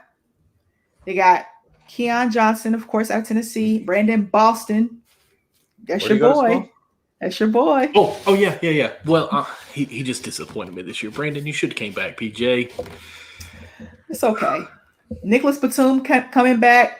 I don't know about DeMarcus Cousins. We know that Kawhi Leonard's coming back. We don't know about Patrick Peterson and Amir Coffey. Patrick Patterson. That's easy. My bad. I'm thinking about football, okay? My bad. Sorry. He's a Kentucky player too, okay? I'm sorry. Great family, actually. graduated in 3 years, actually graduated with a degree. Mom was at every game from West Virginia, I think. They were sweethearts at Kentucky. Patrick Okay, carry on. Patterson, not Peterson. I'm thinking about the NFL. Sorry. All right. So we know that. What are we looking for? Kawhi's probably not going to play next season, but Kawhi's camp hasn't said anything, but he's had knee surgery. We do know that much. Terrence Mann showed up last season, right? We fell in love with Terrence Mann. Mm-hmm. Are the Clippers a top 7 seed in the West next year? Top 7? Yes. Yes. Or top 7? Okay. Yes. Yes. What you thinking, Michael? Terrence Mann can step up. Okay. When Paul George needed to, he put the team on his back, and they rode him to the Western Conference Finals. Okay. I like the Clippers too. I'm just a Paul George. I'm going to say no. Ooh, okay. Write that down, Michael. No. Write that down. Is that hot? Oh, man. Well, let me justify before it gets too hot on us here, okay? Okay. They're at 4 now. Their heart and soul of this team is Leonard, and he's not going to be there unless something crazy. If he doesn't play, I don't think they are. Because the Mavericks they were at 4, the Mavericks are at 5, Blazers were at 6, which has kind of been broken up. Then you got Lakers at 7. So we know the Lakers are automatically jumping up there past 7. Grizzlies, I think, will be higher than 8 this coming year. And I think the Warriors will be higher than 9 this year. Okay. So I'm moving those 2 teams up ahead of them, and that's going to bump Clippers down to maybe 7, possibly 6 or 7. But I think this year without Leonard there, I don't think it's going to happen. This is really when Paul George is going to say, hey, I am a superstar or not. But Reggie Jackson can score the ball too. People I forget agree. that Reggie Jackson can score. Like when he was in Detroit, he was scoring, and people just didn't watch Detroit because they didn't come on TV. But Reggie Jackson is more than capable of giving you 20 a game. I definitely think so too. And I'm not taking anything from him, but Paul George has to be the superstar. Oh yeah. That's all I'm saying is that like he's got to be the one that leads this team. Now, can he do it? I think so. I loved him at the Pacers, but this is what's going to be really his legacy set in this year, I think. What's up, Matt? Thank you for joining the Wise Cheese. We doing all right on this Saturday. Spicy queso. Hey, Spicy queso. All right. What do you think, Brandon, about the Clippers? You think they're going to be? You said top 7, right? Okay. Oh, yeah. Jackson is going to be great next season. He re-signed. All right, the Lakers. This is what everybody wants to talk about. Amber, did you say you think they would be top 7? I'm going to say yes. Okay. I'm going to say yes. By a hair. I'm saying no. And by a hair on the chin. Just because I hate the Lakers. This is why I said Marcus Smart, right? In the Lakers. I'm trying to see where, look who they signed. Did the Lakers do anything? I mean, are they even relevant anymore? It's the Lakers. Did the Lakers make any moves? I don't know. Let's look at it. Melo, Ariza, Bazemore, Ellington, Howard, Monk, and Nunn and Westbrook. They got a whole new team pretty much. Markieff Ever heard of those guys? Man, I haven't heard of any of them. I don't know who those guys are. How did I miss Drummond signing with the Sixers? You didn't know that? I did not know that. I was still waiting to hear Charlotte. He signed a 1-year deal with Sixers. Come on, Drummond. That makes absolute. Yes, I did know that because there was the tweets about how they hated each other. Never mind. Yep. So KCP is gone. Drummond's gone. Hurl's gone. Kuzma's gone. McLemore's gone. McKinney got waived. Morris is gone. Caruso is gone. I don't know what they're going to do with Wesley Matthews. I'm pretty sure he's going to be gone. Schroeder's probably going to be gone. Caruso, like I said, he's with the Bulls. Chicago. And Antetokounmpo. And Devontae is playing in Summer League. I watched him play. So, the Lakers. Oh, boy. The Lakers. They did a lot. And that Kendrick Nunn took a pay cut to go play for the Lakers, in my opinion. He signed 2 years, $10 million. That's a pay cut, I think, for him. I think he could have got more than $5 million. Robbie says that the Lakers are going to win. He has a trophy, of course, the championship this year, hands down. I can see that. So what are we thinking about the Lakers? This makes me have a flashback. I don't know the year exactly, so I'm just going to make up a year and act like it's the truth, kind of like how I do names anyways. Back to 2003 when the Lakers had Gary Payton, Karl Malone, and all those guys, and they thought they were going to like sweep everything, go undefeated, and they sucked. Now, do I think they're not going to make the playoffs? Absolutely not. I think they're going to probably end up being a 4th or 5th seed. Wow, really? That low? I do. This is a team. Look, okay, when you look at them on paper, this is a team that does not care where they are seated. You're going to have LeBron and Anthony resting quite a bit. I think Westbrook will rest some. I don't think they could care. They care at the season any until it's playoff time. It's what they do. Dwight Howard, do you think he's going to play in 70 games this year? Oh man, Brandon, go ahead. Give your thoughts about the Lakers. This team would have been great in 2012. Why don't y'all like what the Lakers did with their roster? Oh, I like it, but Carmelo Anthony pump is the brakes a little bit. 3 years We're away from handing almost being retired. But Yeah, Carmelo we're handing them a Anthony, chip.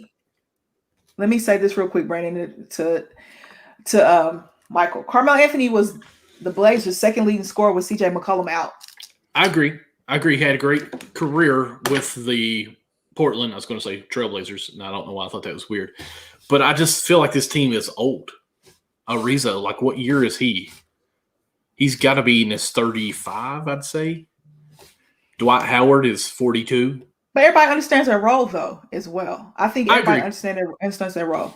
But go I would ahead, say Brandon. this team averages 32 or 34 years old. Oh, yeah. Yeah. That you have LeBron James, you're gonna make a deep run in the playoffs.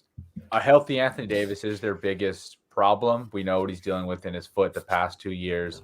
Mhm. I think Malik Monk was one of the most underrated signings of this offseason. I wanted him in Miami. He can score the ball with the best of them now that he has hopefully more free reins. Kendrick Nunn, Mm-hmm. that hurts. Mm-hmm. That one. Oh, hurts. definitely. That one hurts.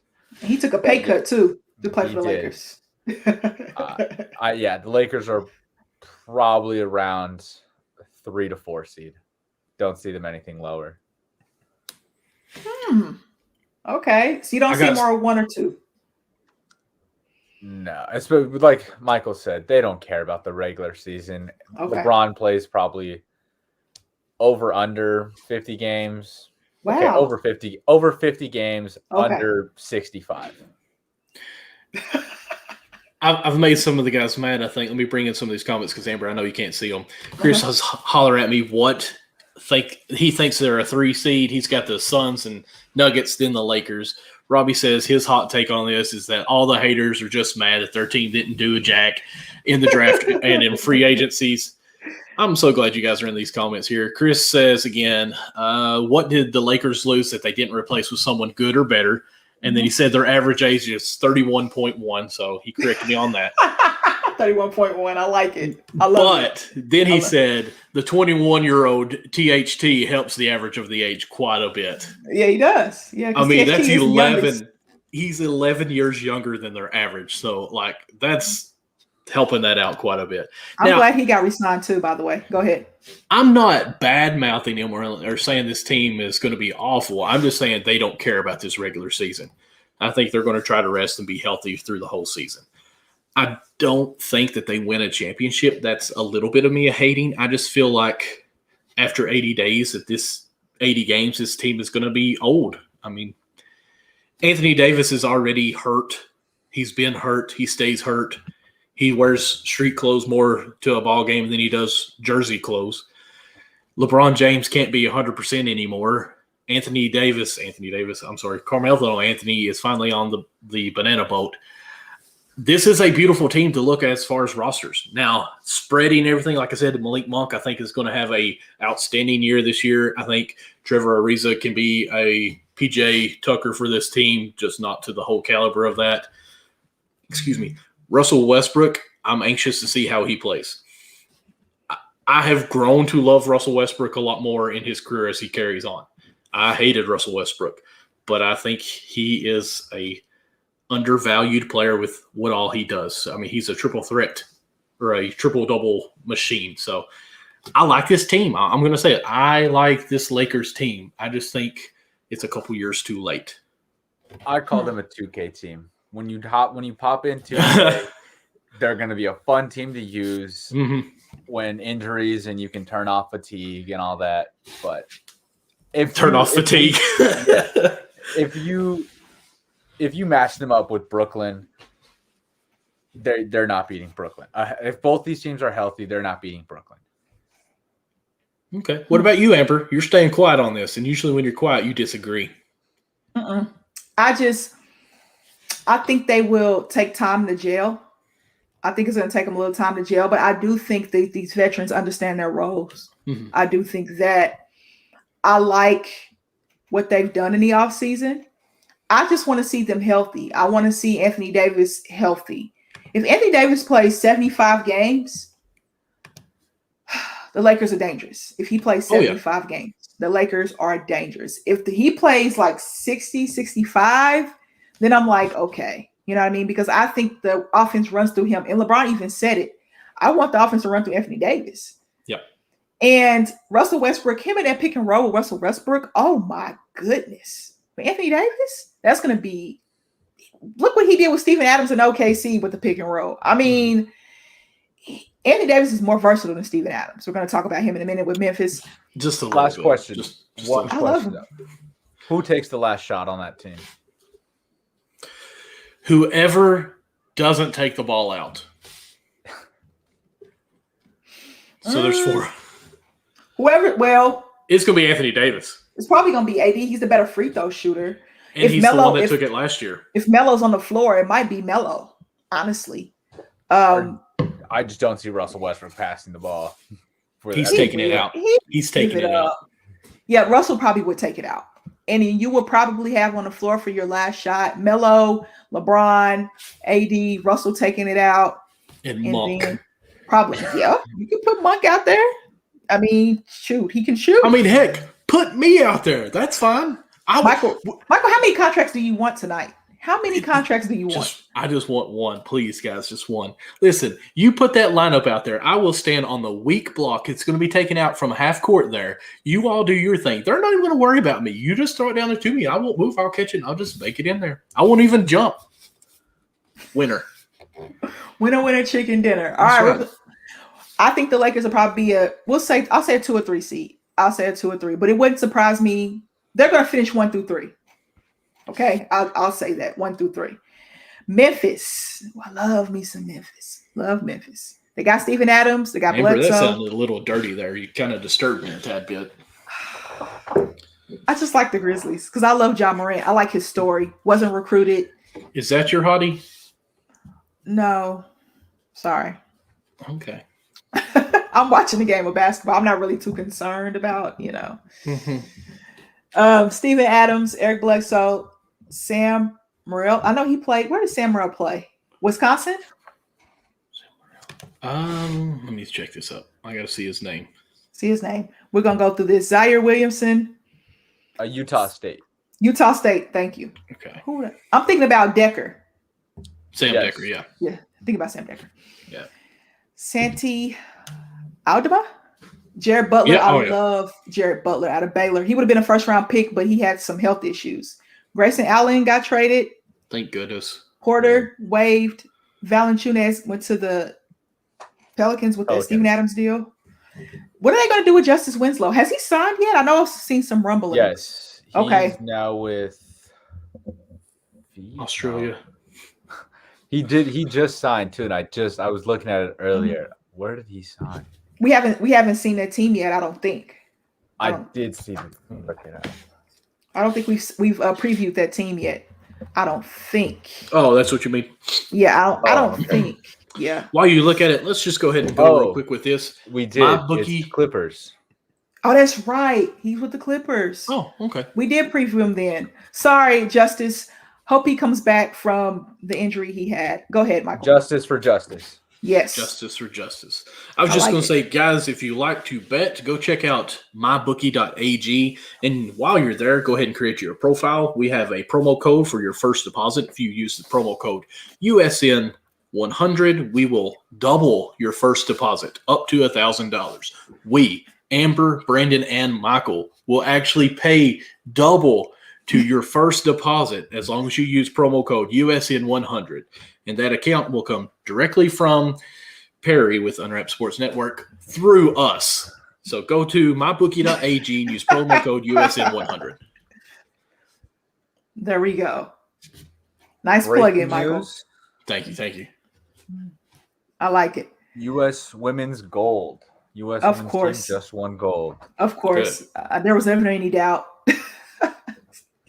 They beat Japan, right? What was the final score? They did. More than 10? 90 Okay. to 75. All right. Yeah. Shout out to you, Don Staley. Shout out to you. All right. She has a gold medal as a coach now. I love it. Player and a coach. Love it. All right. How we feel about Memphis? Now, Michael did say that he thinks Memphis is going to be better than 8 next season. Brandon, are you having the same feelings? I'm an Oregon guy. Dylan Okay. Brooks, one of my favorite guys. John Morant, love Zaire. I could see their floor being 8. I think their ceiling is 6. So I guess, yeah, they'll be better. I think they can be better than 8, but I don't think it's by much. Okay. All right, Michael. I love Steven Adams. I think he's just a wonderful Aquaman. I just think he's great. I love Eric Bledsoe, another Kentucky guy, mixed with this team. I hate that they lost Valanciunas. I think he is one of the most underrated player. I will say that. But this team just has some swag about them. They're getting a lot younger players here. I mean, even their top 3 or their only 3 picks are still in the top 40, all 3 of them. So I just think they had a great picks here, momentum with this going into the playoff or next season from being where they were. I really think they're going to be a 6 or a 7 easily. I agree. I don't think they're going to be above that, but I don't think they'll be 8 or below. Okay. I think they take a next step with Taylor Jenkins. I think they take the next step and they could get to a 6 or 7. I can see that. Because I think Steven Adams, people in the league say he's the strongest man in the league just because, I mean, he's massive. Oh, my goodness. Oh, yeah. He's massive. And have you ever seen him put the ball away at the end of the practice where he bounces it and it goes into like the ball rack? Every time it's the first time he does it. It's amazing. Amazing. I'm a Steven Adams fan too. Oh, yeah. That's another guy. Steven, if you're watching, we'd love to have you on. Oh, I thought you were going to say it's another guy. He's a hottie. He scares me, man. I wouldn't. If he asked me out on a date, I'd say yes, just from fear, just to be honest with you. I'll do it. Sure. Yes, Sure. you can take me out. I heard he was the nicest guy in the world, though.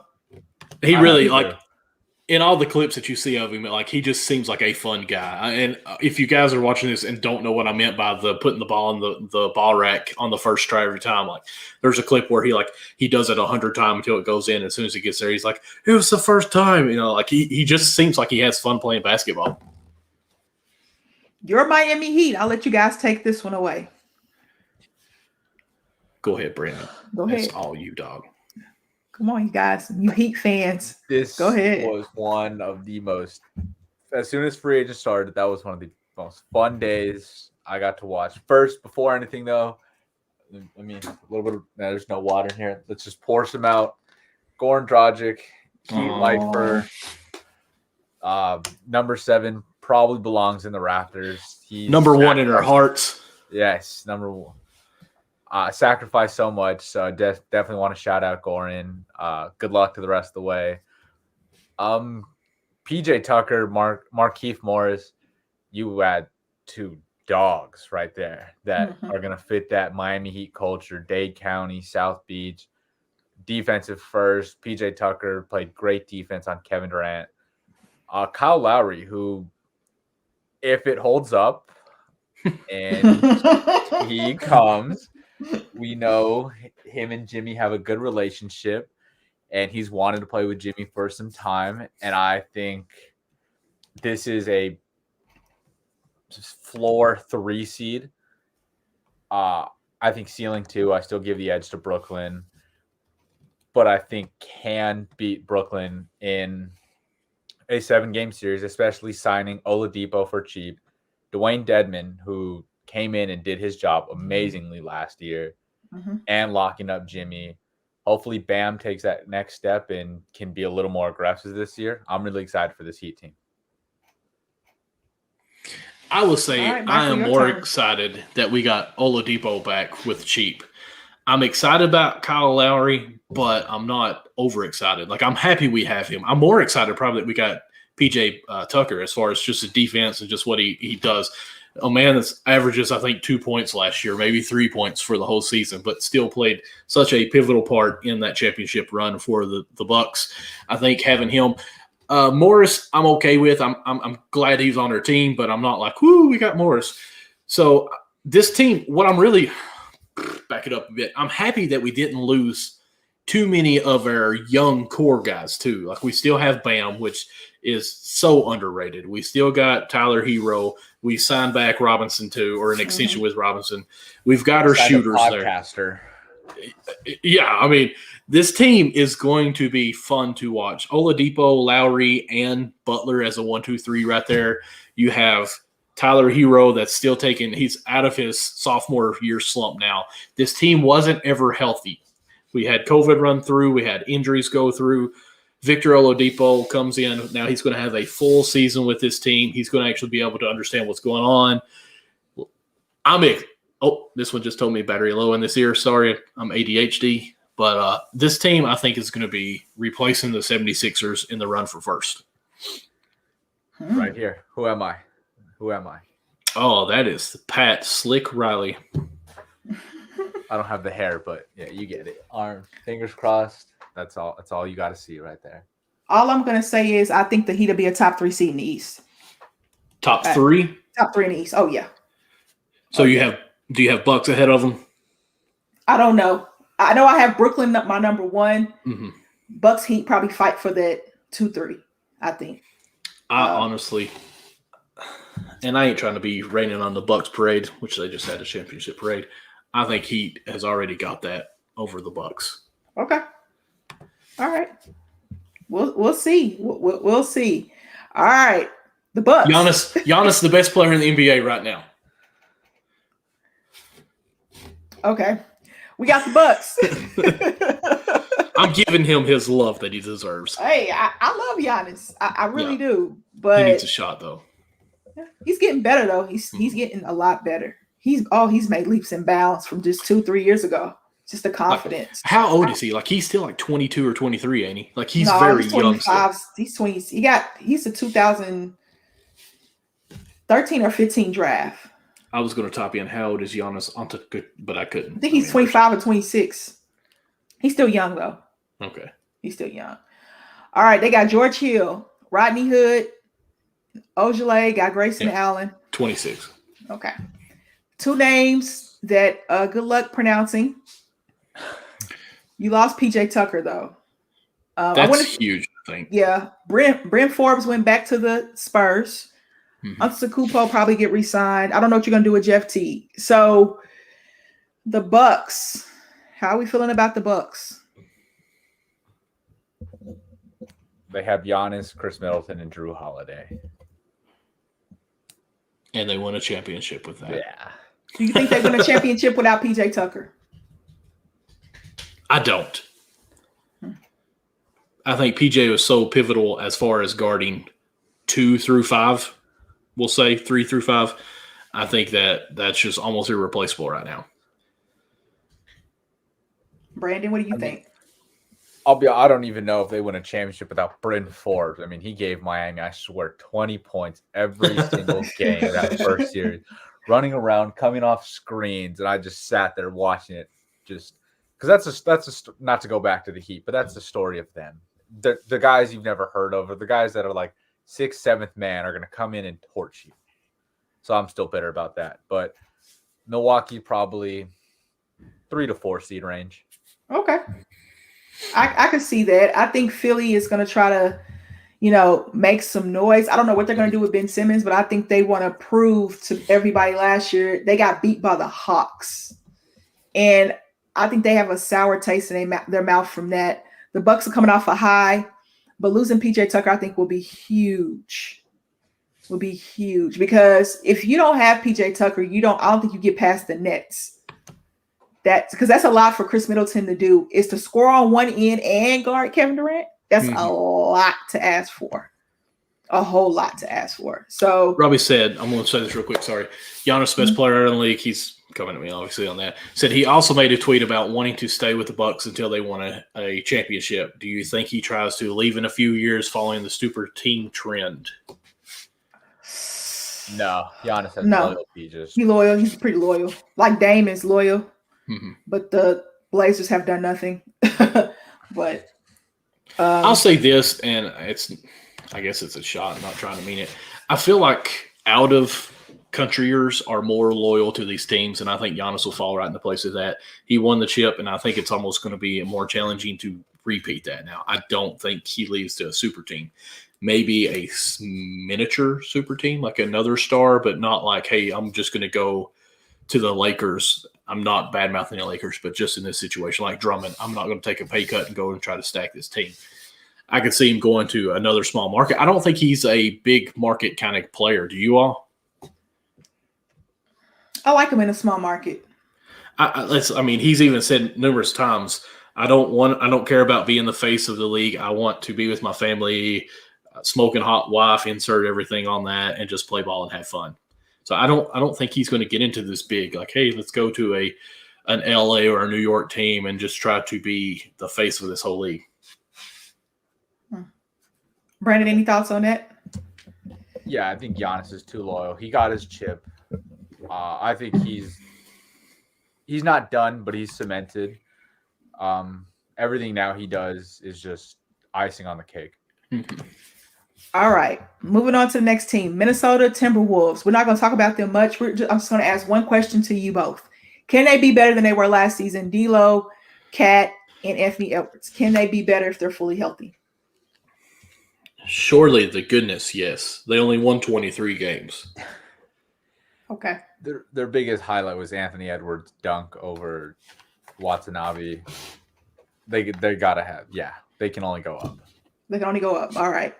I know Cat dealt with a lot last year, losing, his mom and losing his family members to COVID. So I think he'll be okay this season. I think his mental is back right.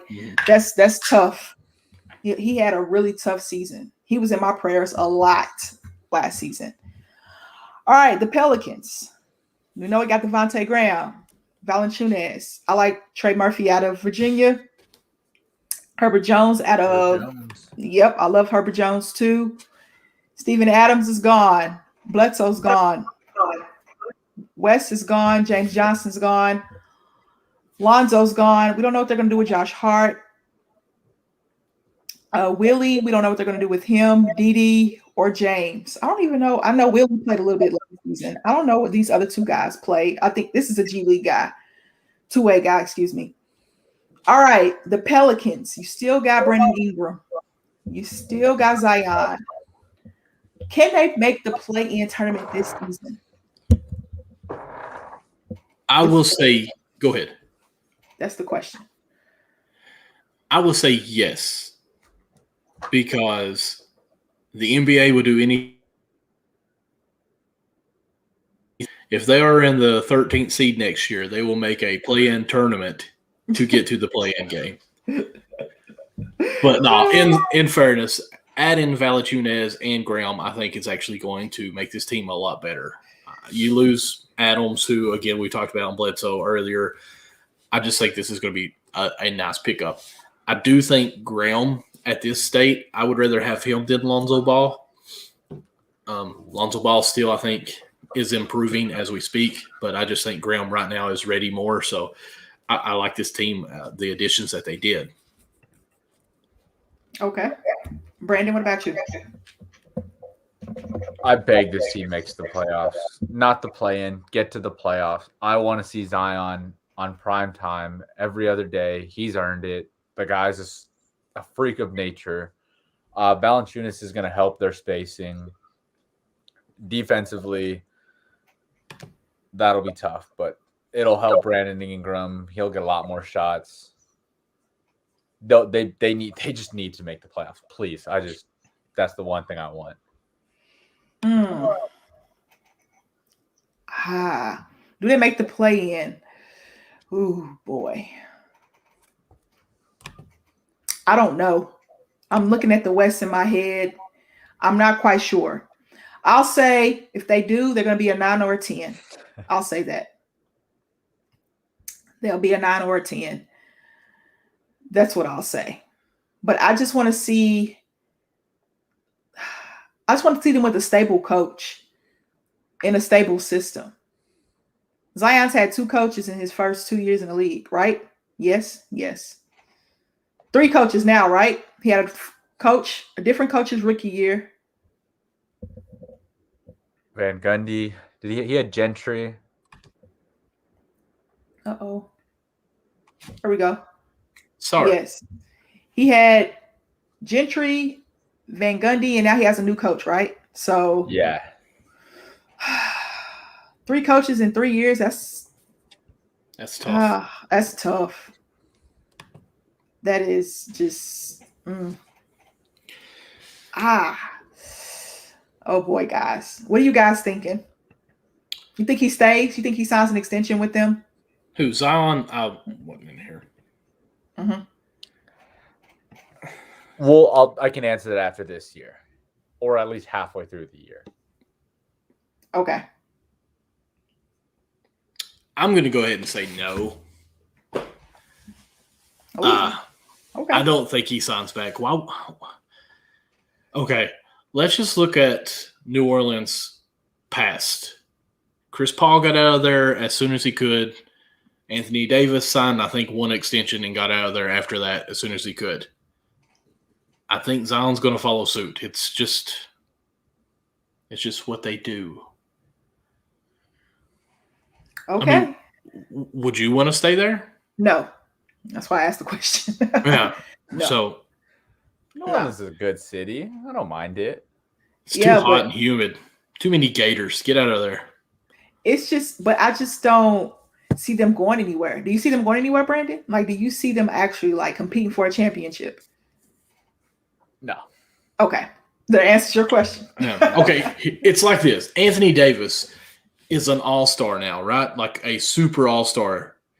He's been the same guy, if nothing, maybe even a little bit less with the Lakers because he's been hurt, not really played as much. He was way better with the Pelicans than what he is now because younger, able to do more. His body is starting, I'll say, decay with us. Just bear with me. And not a lot of people knew who Anthony Davis was. Like, he wasn't that great star that he is now. But now that he's on a team that's seen more, he's magnificent. Anthony Davis should have already had an MVP when he's with the Pelicans and took him into the playoffs as an 8th seed. But nobody really cared about him. Zion would get out of there so he can be Zion. Yeah, I think he's going to go. It is going to be a potential team he can go to. Go play with his buddy RJ Hampton. The Knicks. How do we feel about the Knicks? Now, they did get Fournier. Okay, not the Bulls. Sorry, guys. You're fine. Julius Randle is going to sign his extension. Robinson's going to come back healthy. He's re-signed Derrick Rose. Elfrid Payton, I'm pretty sure, is gone. You still got, I think Frank is gone too. I think he's going to be gone. I wonder what you're going to do with Nerlens Noel and Taj Gibson. Alec Burks, what did he resign? Did he resign with the Knicks? I'm trying to think. Gosh. I'm trying to think if he did. I'm not quite sure what he did. But do the Knicks stay hot? Do the Knicks stay hot from last season? What's hot? Like 4 or 5 seed? Yes. For the Knicks, yes. Do they stay hot? Do they have that 4 or 5 seed next year? No. Okay. Do they make the playoffs or the play-in next season? Yes. Okay. What is your seeding range? 8 to 10. Ooh, all right. Michael, what you think? I want to hear you first, Amber. I think the East got better around them. They did get Kemba Walker too. Sorry. So you got Fournier, Kemba Walker, Derrick Rose, guard heavy, RJ Barrett. I'm sorry. Mitchell Robinson to be healthy. Julius Randle. You lost Bullock. They are course, Derrick Rose. They are, I think I already said him. I think they will make the playoffs. I will see them through an 8 through 10, though. I think. Because I think teams around them got better. But I think that Tom Thibodeau brought out something in Randall that we hadn't seen before in him. So. Can you see it? No, might be too bad. Well, Sixth I can't see seed. this. Oh, you're right. The 6th seed. Ooh-wee. Okay, 6th seed. Do you So see you that got- shoulder right there? Do you see that shoulder? Kimba has a chip on it, and he's Okay. coming out. He's So going you to be got- healthy. listen, He's got Fournier now. Fournier, that's going to be a wonderful addition out there. Rose is buying into it. Julius is saying, hey, I am keeping this up. Let's go with it. Tom has got this team ready to go. The Knicks looks like a nice place to play at now. They're going to So you be in got- 6. You got Brooklyn, Miami, Bucks, Philly. Who's at Boston, 5th? Boston, Atlanta. Atlanta, Ooh. the Knicks. Bulls, Chicago. Bulls, Pacers, Listen, Toronto, possibly, maybe. the Knicks. Listen, Kemba comes out in a UConn jersey and starts hitting 6. crossover step backs like he did when he was in college. Sure, I'll give the Knicks a 6th seed, but that Kemba's not coming out, and Telling Kemba's you. going to run them into the ground. No. Mm. Knicks in 6. Wait, that's not how it goes. But listen, I'm going to go with the Nets. I'm going to go with the Heat, and then I'm going to put Bucks. That's 3. Sixers at 4. Possibly even have the Sixers going back because we don't know what they're going to be doing this year. I'm going to have Atlanta there at 5, and then I'm going to have Knicks at 6. Celtics hasn't really impressed me too much. So I'm going to put them at 6. And besides, I'm making a gutsy call here, okay? If I'm wrong, I'm wrong. You don't care. But if I'm right, we rolling this back. Go ahead. I made a gutsy call and said the Cavaliers will make the play-in. All right. So, hey, anything Brandon. is possible. What is more gutsy? Knicks at 6 or Cavaliers at 10? Cavaliers Exactly. going to be sniffing anywhere near even a play-in. I hope you prove us wrong, Amber. Yeah, if you know what, if Go ahead. your call, whatever you want. If somehow the Cavs make, I will clean your entire house. Thank you. she's I love it. She's wanting to move, so that might need some packing up in that cleaning too. I will move. I will move everything for you. You will not need to lift a finger if the Hey, Cavs there you go. make the Okay. playoffs, not Amber. play in, playoffs. At I said- an I said hour to play in. 47. At an hour 47 into this show, this is when it happened. You need to write that down so you got evidence. Okay, hour and 47. 1 hour, 47 minutes. All right, at 11:23. Okay, see. Ooh, here's a good comment for you, Amber, because I know you love Atlanta real quick. Chris said that the Knicks are better than Atlanta. I feel Atlanta lost in the offseason and a fall in the play-in. And will fall to the play-in, I'm sorry. And then Robbie said if the Knicks make the playoffs, he'll be shocked. I will say this about Atlanta. They right now, I think, could have done nothing. And Trae Young is so hot and lovable right now. With that swag that he's got going on, it wouldn't have mattered. That basketball rim to him looks like it is a 20 by 20 foot, that is. And he's just nailing anything. He's Shots, gonna that rock in the is. ocean. Easy, people. Yeah. But the Knicks, who is the Knicks go to? Who can the Knicks go to get a bucket? Tom Thibodeau. To go get a bucket. That's my question. Kimba. Fournier. It's French. Guys, Are leave me alone.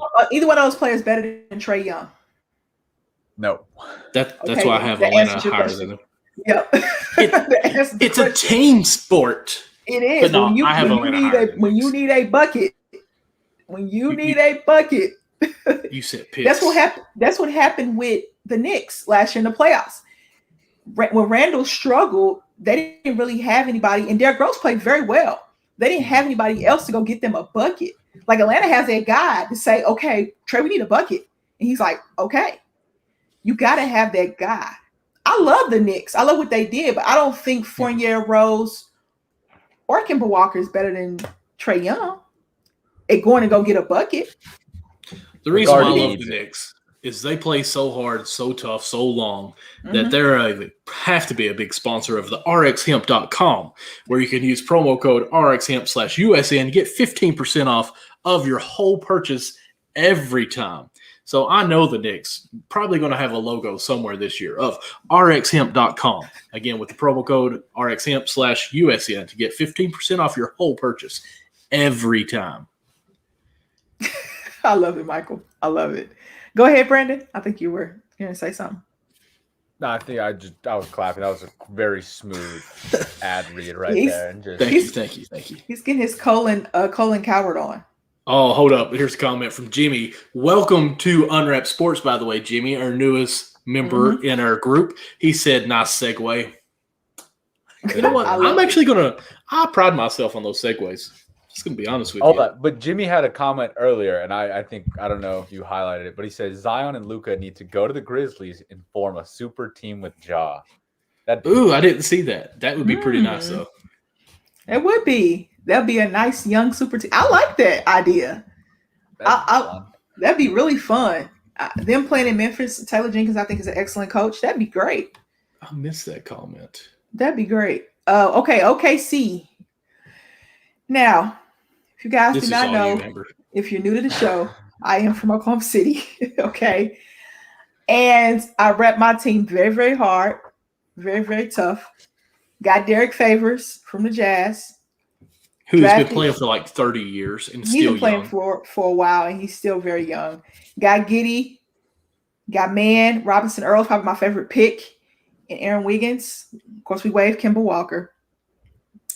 I don't know what we're going to do with the young guys. Mike Muscala re-signed. Happy for him. We got Tony Bradley, Josh Hall, Jalen Horde, and Sevi. I think he said Sevi. Yeah, he said Sevi. That's how you pronounce it, Sevi. Yeah. OKC. I'm just going to ask one question because, they didn't do much. How many games did they win last season? I'm trying to think off the top of my head. OKC. 20. I've got to go find how bad they were. Let's see here. 20-something, 21, 22. I'm saying 26. Yeah, they won. 22 and 50. Good. Will OKC win more games than that next season? Yes or no? Will they win more? I will say yes because they have a few more games. Shea. They re-signed Shea too. Thank goodness. Because they played 72 games. How many more games are there? 10 more. 10 more games. So I'm going to say they'll at least win 2 more games in those 10. Okay. Go ahead, Brandon. I'm saying no. I'm going to cap them at 25. 25 wins. I'll give OKC 20 between 25 and 30. Okay. Between 25 and 30. But that'll put them at the bottom of the West, of course, again. But they have all those draft picks, so Orlando. What upset me about OKC, if we can go back here just for a second, how in the world do you not get anything for Kemba? You had to eat that because they waived him. They had to eat somebody explained it to me. They had to eat the cost of Kemba because of some kind of trade they did. Okay. So they had to eat that cost. Chris agrees with you with 30 wins. Mm-hmm. Wow. Yeah, they had to eat that. But OKC has so much cap room to, you know what I mean? Because they have a lot of young players. And Shea got his deal, which I was very, very happy about. I saw something on Twitter and somebody said Shea's not as good as you guys think he is. I was like, okay, whatever. I just let it go. I would have reported that comment. I let it go. I have to bring this one up here for you. Mm-hmm. It says OKC couldn't win with Durant, Harden, and Russ. So they're young. They're rebuilding. They ran into LeBron and the Heatles. Okay, I mean they ran into the prime LeBron at that. They ran into Miami Heat LeBron at that. You know what I mean? So headband. Yeah, that was tough. That's when I didn't like LeBron. That was tough for OKC. All right, the Orlando Magic. I'm going to ask 2 questions. Okay. Do you like what they did in the draft? And also, how do you think, do they win more games? Should I say? I will go ahead and look for the games. They won 21 games and Okay. lost 51. I'll tell you their roster real quick. I'll tell you notable names on the roster, right? Mo Bamba, Cole Anthony, RJ Hampton, Markel Fultz, big guy, Jonathan Isaac. Wendell Carter. And Wendell Carter, that's right, Junior. They got him from the Bulls, right? That's the Vucevic trade. Trade. Mm-hmm. So those are some key notable names. And I like Wendell Carter a lot, Junior a lot. Ooh, Gary Harris. Forgot about that one. Oh, yeah, from Denver. That is the Aaron Gordon trade. Aaron Gordon. Mm. Yep. So I'm happy they got Robin Lopez.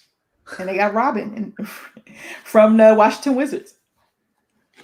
So, and then they drafted Jalen Suggs, which was a surprise, and Franz, Wagner. I thought that was a reach. They drafted him at 8.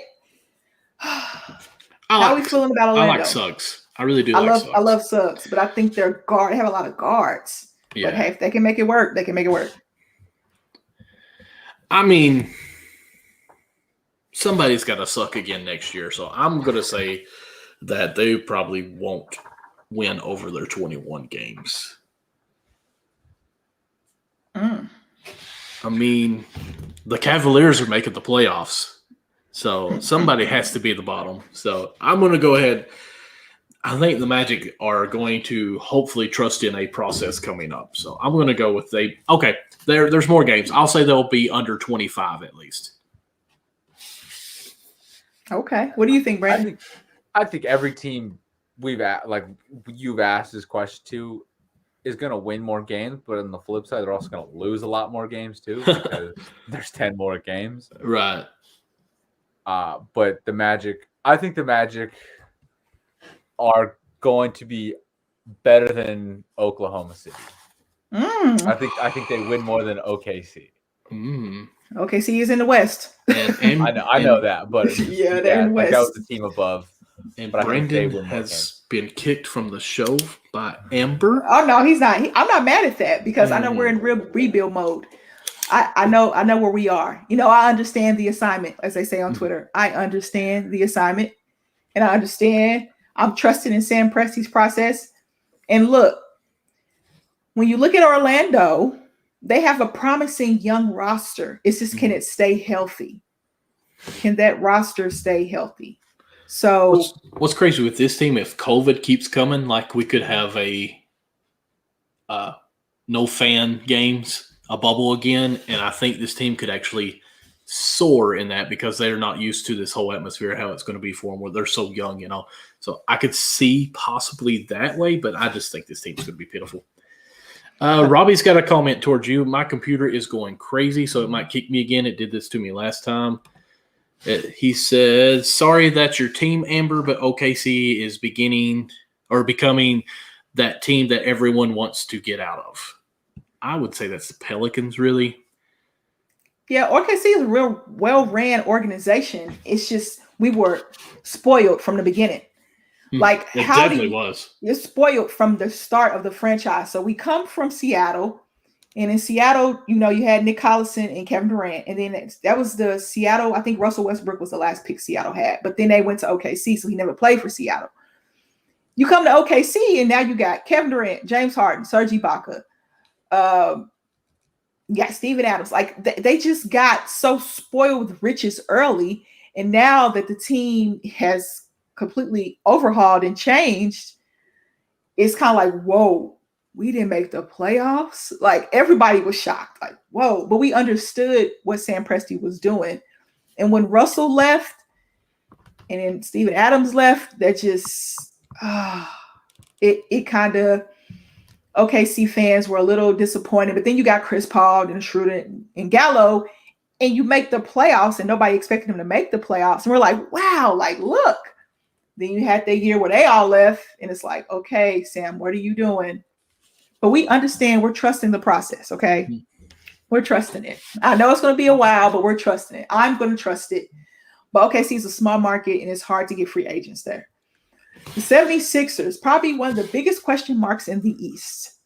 Ooh, boy. Philly. They got Andre Drummond and Georges Niang. Georges Niang from the Utah Jazz, went to Iowa State. They drafted Jaden Springer, Philippe Petrusif. I like him, and Charles Bassey. I like him a lot. They lost Dwight Howard and George Hill. They re-signed Korkmaz, I know for sure. I don't know if they re-signed Clark, Scott, or Tucker. How are we feeling about Philly with the big, cloud around Ben Simmons? How are we feeling about Philly?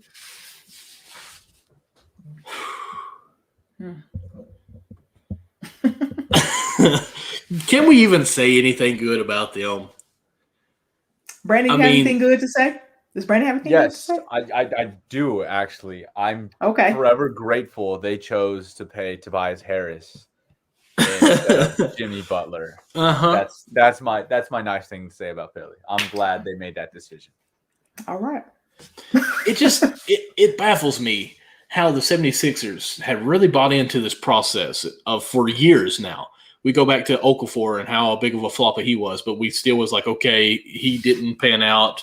We went on to Joel Embiid now, who is an MVP candidate year in, year out when he's not hurt. Probably should have won it if he wasn't hurt this year. And then we got Ben Simmons, who LeBron James was supposed to be mentoring and showing him the ropes and all this stuff. Don't know what's happened there. But still, I mean, you bring in Andre Drummond, who I think is a solid player. The NBA has kind of changed away from his style now, but he's still a good player. And you know that Joel Embiid hates him, and he hates Embiid. It's mutual. So I don't know. I mean, there's obviously in like preseason, summer leagues, whatever you want to call it, what's going on with them. Like when they start practicing, there's going to be a fight there more than likely. Like there's going to be an emotion or a verbal fight or a physical fight where these two guys aren't happy. And Drummond's going to be traded as soon as possible. The only thing as I'm actually rambling, trying to say something about the 76ers, they may have signed Drummond just to say, hey, we will put Drummond and Ben Simmons together in some type of trade to get something back in return. I don't know. Because Drummond is a big name still. Question. Drummond's not going to start, but is Andre Drummond better than Dwight Howard? Okay. 2 answers. Yes and no. And the reason for that, Drummond is better than Dwight Howard as far as just the abilities to score back to the goal, post moves, the whole 9 yards and all that. Now, the no part is the center position now in the NBA to me is set a big screen, catch a lob and dunk, and protect the rim. Dwight Howard, I think, would be better than Drummond in that part of it. Do you agree on me on that as basically saying nothing on the answer there? Amber? I think Dwight Howard understands his role better than Andre Drummond. But Andre Drummond is younger. So when you're younger, has he had his big payday yet? Did the Detroit Pistons give him that payday? Yeah. Okay. I want to say that Andre Drummond's ego is still young. Dwight Howard understands his role now in the NBA. So I think Dwight Howard plays his role better. Will Andre Drummond be better for Philly? Yikes. That is a good question. Because coming off the bench, who would be coming off the bench with him? Maxey. They did re-sign Danny Green. He's coming back to Philly. Seth. And Seth. So you got Seth, Maxey, Drummond, Thibault, who played very well. Start? And then Shake coming off the bench too. So that second unit for Drummond looks promising because it's spacing. The second unit has spacing. So he has the lane to kind of do what he wants to do. And he has Thibault on the wing playing defense. I think he works great with that second unit. I think he wants another payday, though. And I think that's why he signed that 1-year deal. Georges Niang, I think, is going to be a very underrated signing because he can shoot the basketball. He can really shoot the basketball. He shot it well for Utah last year. Utah shot it well as a team anyway. But he shot the ball very well at Utah last season. He had his what are you doing moments, but I like Georges Niang signing a lot. So will Philly be a top 4 seed in the East next year? Top 4? Let me go back and look. I think they will be 4. Okay. I think that's where I was saying most of the time they were at was 4. Because I've got, in my head, just kind of looking at this, I got Nets, Heat, Bucks. So yeah, I've got the Sixers at 4. Okay. But I will Okay. say this because I know you can't see your screen. Perry and I already pulled them up. But he said Philly really it says stuck, but I think it's supposed to be stunk out this offseason. No trade for Simmons yet, and you signed Drummond. Ooh, totally agree. And Robbie put in here, is Philly still trusting the process or have they given up? Ben Simmons is an embarrassment, and I feel they are cursed. Yeah, the Drummond trade will be the Drummond signing will be a wild card because we don't know what we're gonna get from Andre Drummond. With the Lakers last year, he just didn't quite fit with LeBron and AD. Well, heck, he didn't play for like 4 months before he signed with the Lakers. Like they said, Drummond, sit out. We're afraid you're going to get hurt and lose value. Yeah, Killed me in fantasy. I know. I told you to draft him because he puts up great numbers when he He does. He I does. didn't think he was going to be sitting out, but with Philly, it's a wild card. We'll see, though. We'll see. This Philly team is a big question mark because it's just a whole cloud over Philly right now. I almost feel like Drummond was signed because they didn't do anything. It's like almost, hey, fans, look, we did something. We got Drummond, so bear with us. Like they haven't made any noise whatsoever. We'll see with Philly. That's all I can say. All right, real quick, Drummond and Ben, do they finish the season a 76er, yes or no?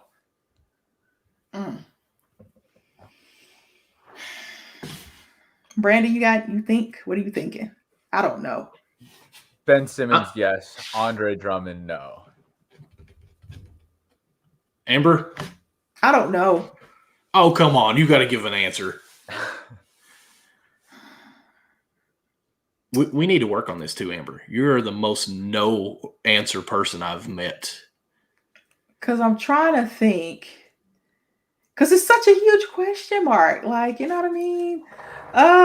Robbie says, for Ben Simmons, hopefully no. Fair. Yeah, that's or fair. for Simmons' sake. I say they do. Died, so. I say they both do. I'm just going to say they both do. Philly fans threw snowballs at Santa. What do you think they throw at Ben Simmons? I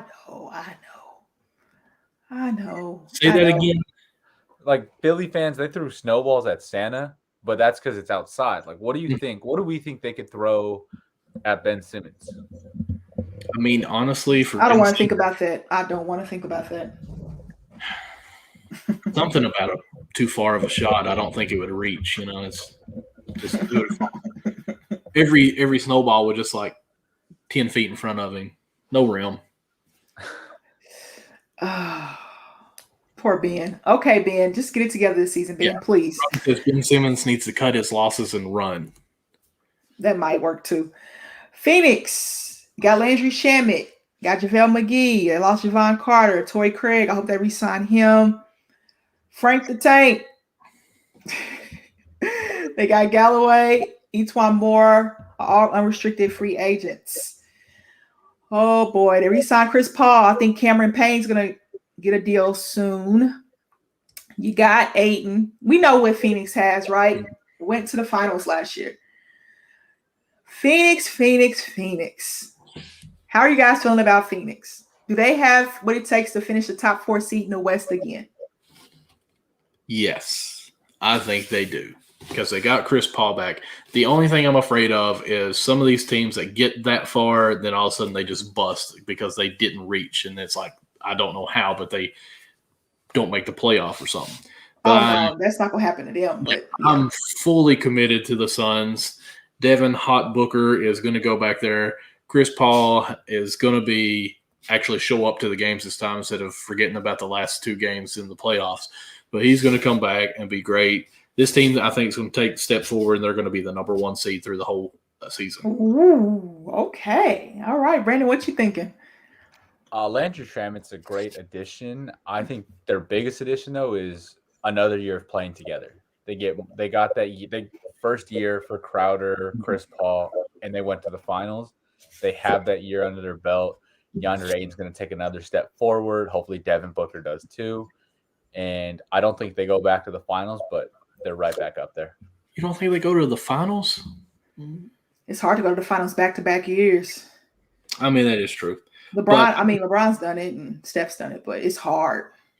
I just think this team, they could crumble, but I think the mindset, the mentality that Chris Paul has, every one of them are already back in the locker room getting stronger right now. Like they got a taste of it. They're coming back, I think, with vengeance. I think Phoenix will be a top 4 seed in the West. Who do you think is going to be number 1? Shucks. That's a good question. Don't give me no answers. Denver. I'm not going to give you. Put it down. Ooh, okay. Brandon said Denver, and that is at 11:45 Central Time on August the 7th, 11:45 Central Time. Michael, you're an hour ahead, so yeah. Ooh, he said Denver. Okay, I'll give you one. This is gonna tick you 2 off. I'll say the Lakers. So write that down. I'll say the Lakers are gonna be number 1 seed in the West. I mean, is that really that much of a hot take, though? Yeah, it is, because you two guys don't think so. I'm talking about for you two. You two guys don't think so. Okay. Yeah, that's what I'm saying for you two. Go ahead, Michael. Number 1 seed in the West. I think it's going to be the Suns. I already said it. Number 1. You wrote it down? I don't need to write that down. It's going to happen. Okay. All right. Okay. The Portland Trailblazers. They hired Chauncey Billups, which I have my thoughts about that, but we'll say that for another day. Got Cody Zeller and Ben McLemore. Is that enough to keep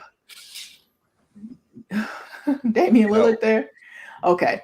Lost Melo. I think that's going to be bigger than they think. Enes Kanter went back to Boston, didn't he? He did. Yes. Okay. Oh, that's nice. Rondé Hollis-Jefferson. Zach Collins went to the Spurs. I don't know what they're going to do with Rondé Hollis-Jefferson. Harry Giles. If he can stay healthy, I think he could be a good piece for them. And I like TJ Leaf a lot too, but he's a 2-way I want to player. interrupt you real quick. Chris said 1 seed for the Suns, but they lose to the Lakers in the Western Conference Finals. And Robbie, of course, loves you now because you said the Lakers. Okay. Thank you, Robbie. Appreciate that. Appreciate the love, Robbie. I feel it in here. Portland, does Dame play this season out?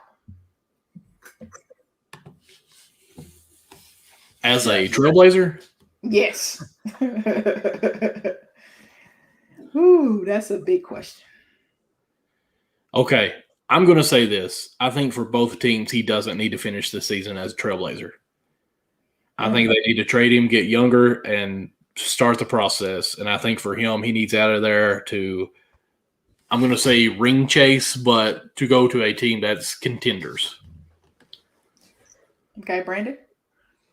Yeah, I think even if they're doing that bad, I think Dame won't ask to leave until the offseason because I think he loves the fans too much. And like Giannis, he's too loyal, and he'll wait till the offseason.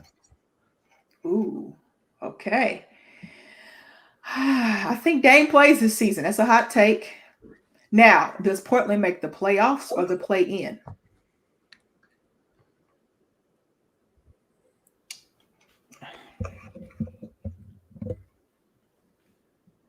I'm going to say play in, and that's me actually saying that they're going to do better. Okay. I could see them not even making the play in. Wow. So you think the Pelicans are better than the I can't say that unless they went to the Pelicans. Okay. So you're saying Memphis are better than the Trailblazers? Yes. Yes. Whoa. Wow. Why?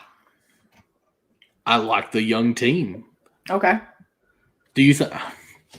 I mean, let me back up. When I say that I think that they should trade Dame, I also think they should get rid of CJ too. I think McCollum is a wonderful player who didn't play last year. Going to have some rust coming out of that.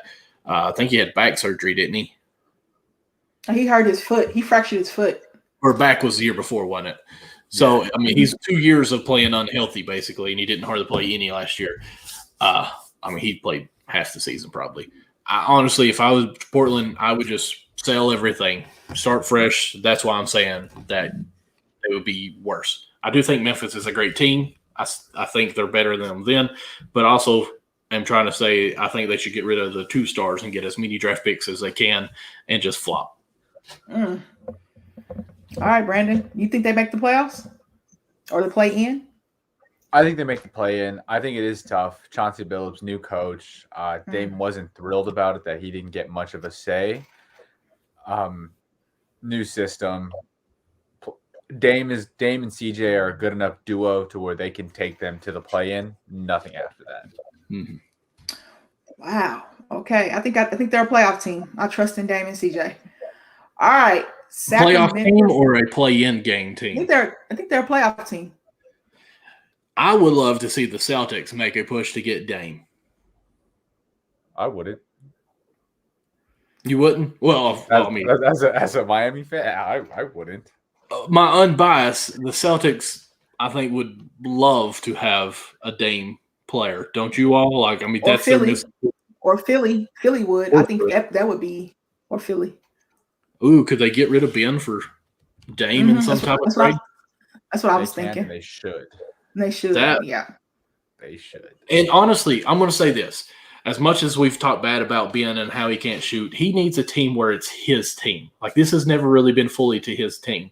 And if they get rid of CJ and get rid of Dame, go to this team that's building, you could actually form a team around Ben where he would be good, I think. It's just a system that hasn't benefited him yet. Because even when Joel Embiid was out this year, Ben Simmons picked up his scoring and everything. He looked good. Mm-hmm. He did. I think it's a confidence thing with Ben. I think it's a mental block. I really do. Because I think he needs somebody to unlock his full potential. And you saw his full potential when Joel Embiid was out. Because he was having like 25-point games. I was like, what? Because I was betting it. I was like, okay, Ben, okay. So I think his full potential needs to be unlocked. Probably New Orleans should go for Dame. Ew. Oh. It Really? would be nice with Zion, but I think the addition with Ingram and Graham, I don't know how they would do it. I don't know. They wouldn't make them a finals contender though. Mm-hmm. Dame wants to. If Dame leaves, he wants to go somebody that's going to contend. I don't think New Orleans can contend with just Dame. 3 head coaches in 3 years. It's just playing for. As a New Orleans fan, it would be nice to have Dame on the team. Yeah, but I think in Dame's head, he wouldn't want to go there because David they're Griffin still building. No, they're a building team, and Dame is not going to do that. New Orleans fans will love that, though. Right. They will love it. All right, Sacramento Kings, 2 questions for them. One, well, Rashawn Holmes resigned. I thought he was going to leave, but he resigned. But one, why is Luke Walton still there? And 2, what kind of progress can they make from last season? Trade Buddy Hield, get some draft picks, fire Luke Walton. That would be great progress. Okay. I want to ask this though: why you want to get rid of Luke? Why not? What has he done to get him as a head coaching job? Yes. I mean, I agree. But the 20 Warriors, right. Count. I mean, I agree. I mean, it helps a little, but obviously it was the Warriors. Even I could go out there and coach them, I think, and coach them and win 20 games. But it's the Kings. Like, are we firing him because they aren't contenders? We're firing him because it's Luke Walton. Like, have you seen him? His rotations are horrible. Okay, and it's a team without West that I don't see much. I just know this team is not going to be competing. It's legit. Like, I'm not saying like it should be because, I mean, do we think they're going to compete in the West right now anyways? I mean, I love Fox, and he's a great point guard, but this team – with the roster they have and the talent they have on the roster, they should at least make the playoff. Yeah, they should be more the play-in. So we think they should be a 10 seed or something? They should have been a 10 seed 2 years ago. They should have been an 8 now. Yeah, Michael, I'm going to tell you this right now. There are coaches that have performed better than Luke Walton have gotten fired. Really?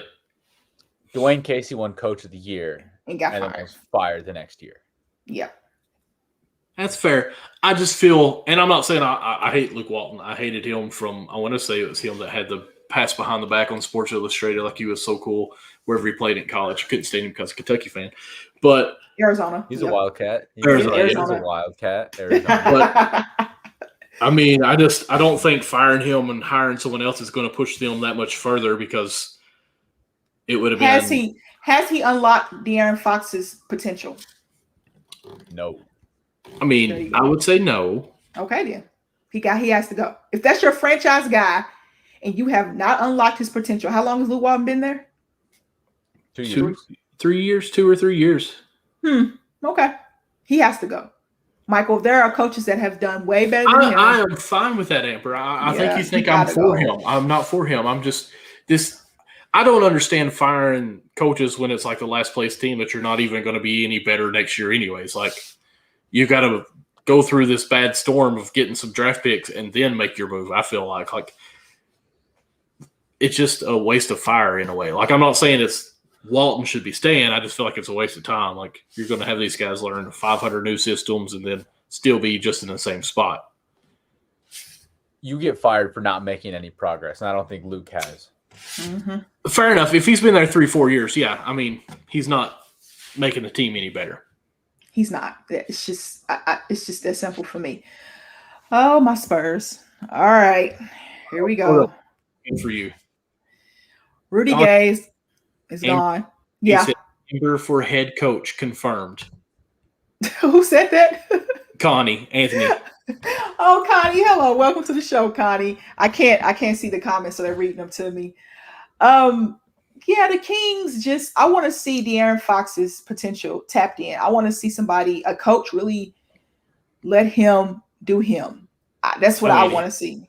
I think he is going to be a point guard of the future big time. Like, the speed that he has left-handed, I love him. Mm-hmm. Again, Kentucky player.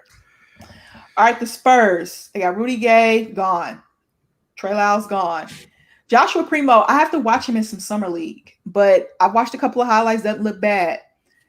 Joe Wieskamp. Thank you. Iowa? Yes. All right. Shooter from Iowa, right? Mm-hmm. Yeah. Okay. 41st overall. Now, we know they lost DeMar DeRozan and Patty Mills. Daquan Jeffries is playing in summer league right now. I don't know what they're doing with Dieng and Bates Diop. I think I said that right. Works for me. Spurs. Didn't they sign someone from the Olympics too? No, Keldon Johnson is already on the team. On the Spurs. I was thinking someone from a different country they signed. Might have been. Or was been. that? Maybe that was Dallas. It could be, because Spurs love international players. Mm-hmm. Oh, the Spurs. Okay, guys. The Spurs had a pretty good season last season, despite, everything. How do we think the Spurs will fare this season? DeMar DeRozan was darn near an all-star last season. He was playing his butt off. And you lose Patty Mills, too. That's a huge blow. But you get younger. That's mean more minutes for Lonnie Walker, Derek White, more shots. You know what I mean? So they're going younger. Mm-hmm. So Spurs are great at developing talent. We know that. Are the Spurs better than the Kings next year? Yes. Okay. For one reason. Pop. Exactly. Greg Popovich is a better coach than Luke Walton. And that's why I'm not going to doubt the Spurs. And I won't say anything bad about the Spurs. Pop has earned that respect to where just trust him. Okay. Michael, what do you think? Are they better than the Kings? Chris says the Spurs will be out of the playoffs and the play-in playoffs as well. Robbie left a comment. We're not even going to address that because Coach Calipari. We're just going to let it go on. I disagree. Cal definitely doesn't need to be fired. But anyways, my thing is with the Spurs is the Spurs can take any player and make a good team. So looking at their list of players here, I'm in confusion. But I know Pop is going to put all those ingredients together and stir the pot really nice. And then it's going to be some great 4-course meal that lays out on your table, and it's just going to be magnificent. This year, even, the Spurs, we didn't even think was going to be halfway as good as they were, and somehow they won games. And did they make it to the play-in game this year? Mm-hmm. So. Played against Memphis. It's Pop. Yeah, that's what I'm saying. And I'm going to say this, write this down. The Spurs get the 10th seed in the West. I mean, there can be no hot takes when it comes with Pop and the Spurs. Oh, so that's not eligible for a hot take. I don't think so Pop because is not eligible. Okay, he's not eligible. Okay, I have to know the Because eligibility rules. I'm sorry. well, it is a hot take, but at the same time, it's not going to surprise anyone. Does that make sense? Because look at this lineup. I mean, half the names has more consonants than I've ever seen in my life, but yet they're still going to somehow make a playoff run because it's Pop and the Spurs. Okay, so he's not eligible for a hot take. All right. No. Okay. So I say the Spurs make the play-in. All right. The Raptors. Ooh wee. Precious Achua, Gorn, Scotty Barnes. Ooh. Lost Aaron Baines. Lost Kyle Lowry, Rodney Hood. Gator Jr. re-signed. I don't know what they're going to do with Stanley Johnson or Jalen Harris. So Toronto is a team that I want to see make the play-in because I love Nick Nurse. I think Dragic's going to be good for them. Ooh, yes. I think so too. I think the Toronto Raptors could be sneaky good. Mhm. What are you guys thinking? My heart wants to say yes, but my mind wants to say that I think there is still a year away before they're back into it. I think with some of the drafts that they got, they're great players, and I think it may just be like a 2-year build going on with this. But I could totally see them being in there. Like my heart wants them in there, and I think they could easily do it. I do too. I think they missed the play-in. Okay. Ooh. With Siakam, OG Anunoby, and Goran Dragic, and Precious, and Scotty Barnes, and you think they miss it? Fred Van Fleet? They're a year away. Your way? Okay. I say they okay. Can this be a hot take? Okay. I say they make the play in the East. I don't think a play-in is a hot take. I think we can all trust Nick Nurse enough. Okay, so it's not Trump eligible. again. Nothing is eligible for hot takes these days. If you say playoff, I mean, it's a warm take. Okay, it's warm. Okay, but I'll give my prediction. I think they make the play-in. How about that? It won't be hot. Okay. All right. That's fair. Okay. Well, I mean, if you look at it, they were 27 wins last year, and the Bulls got better. The Hornets got better. The Pacers got a little better. Wizards probably going to fall off. Oh, we think anyways. We haven't made it that far yet. Okay. I mean, it's really a big jump for them. It's 2 spots, but it's like 5 more wins to come into where they were last year. I could see them making the play-in game, but at the same time, I don't know how you have them as the play-in game because you have the Cavaliers and the Bulls in there as well. Like the Cavaliers is a hot take. You've got 20 know. teams in these play-in games. Listen here. I understand. I love it though. I understand. Every but team hey, should make the playoffs or play-in. You get a play-in game. You much get a play-in basketball game. as we can get. Let's get it all. let's get it all. It All really right. depends on how far back the Pelicans are. If they're in like 15th place, we'll have 15 play-in games. Yeah, we will because the league wants Zion to be in the face so bad. Utah got Rudy Gay and Hassan Whiteside. Got Eric Pascal. Drafted Jared. No, Jared Butler went to the Grizzlies. Dang it. No, they got Jared Butler. Utah did get Jared Butler. That's the Memphis. Excuse me. That's the Memphis trade. Lost Derek Favors. Lost Niang. They waived Matt Thomas. I like Matt Thomas. He can shoot. I wonder if Ilyasova is going to give it another try somewhere else. I'm just going to say I like Ilyasova. NBA 2K3. Mm-hmm. He lit it up for me for the Bucks. I'm just saying. Trent Forrest, I like him a lot, young player. So Utah, did Utah get better? I want to say they added more depth. And they re-signed Mike Conley too, by the way. Yeah. How did they lose Derek Favors? He went to OKC, remember? They traded him to OKC. I thought Derek Favors was with the Nuggets. Mm-mm. No, I'm thinking of Millsap. I'm sorry, I'm Millsap. thinking about Paul Millsap, yeah. Yeah. I'm at first glance seeing Whiteside. I'm thinking, why in the world would they do that? Because it's basically Rudy Gobert again. But at the same time, I guess I think it's the same version. So you keep the same lineup with your second string. So I kind of like it. I understand what they're doing maybe a little bit there with that. Rudy Gay is always going to be Rudy Gay and somehow still be relevant, which is wonderful for him.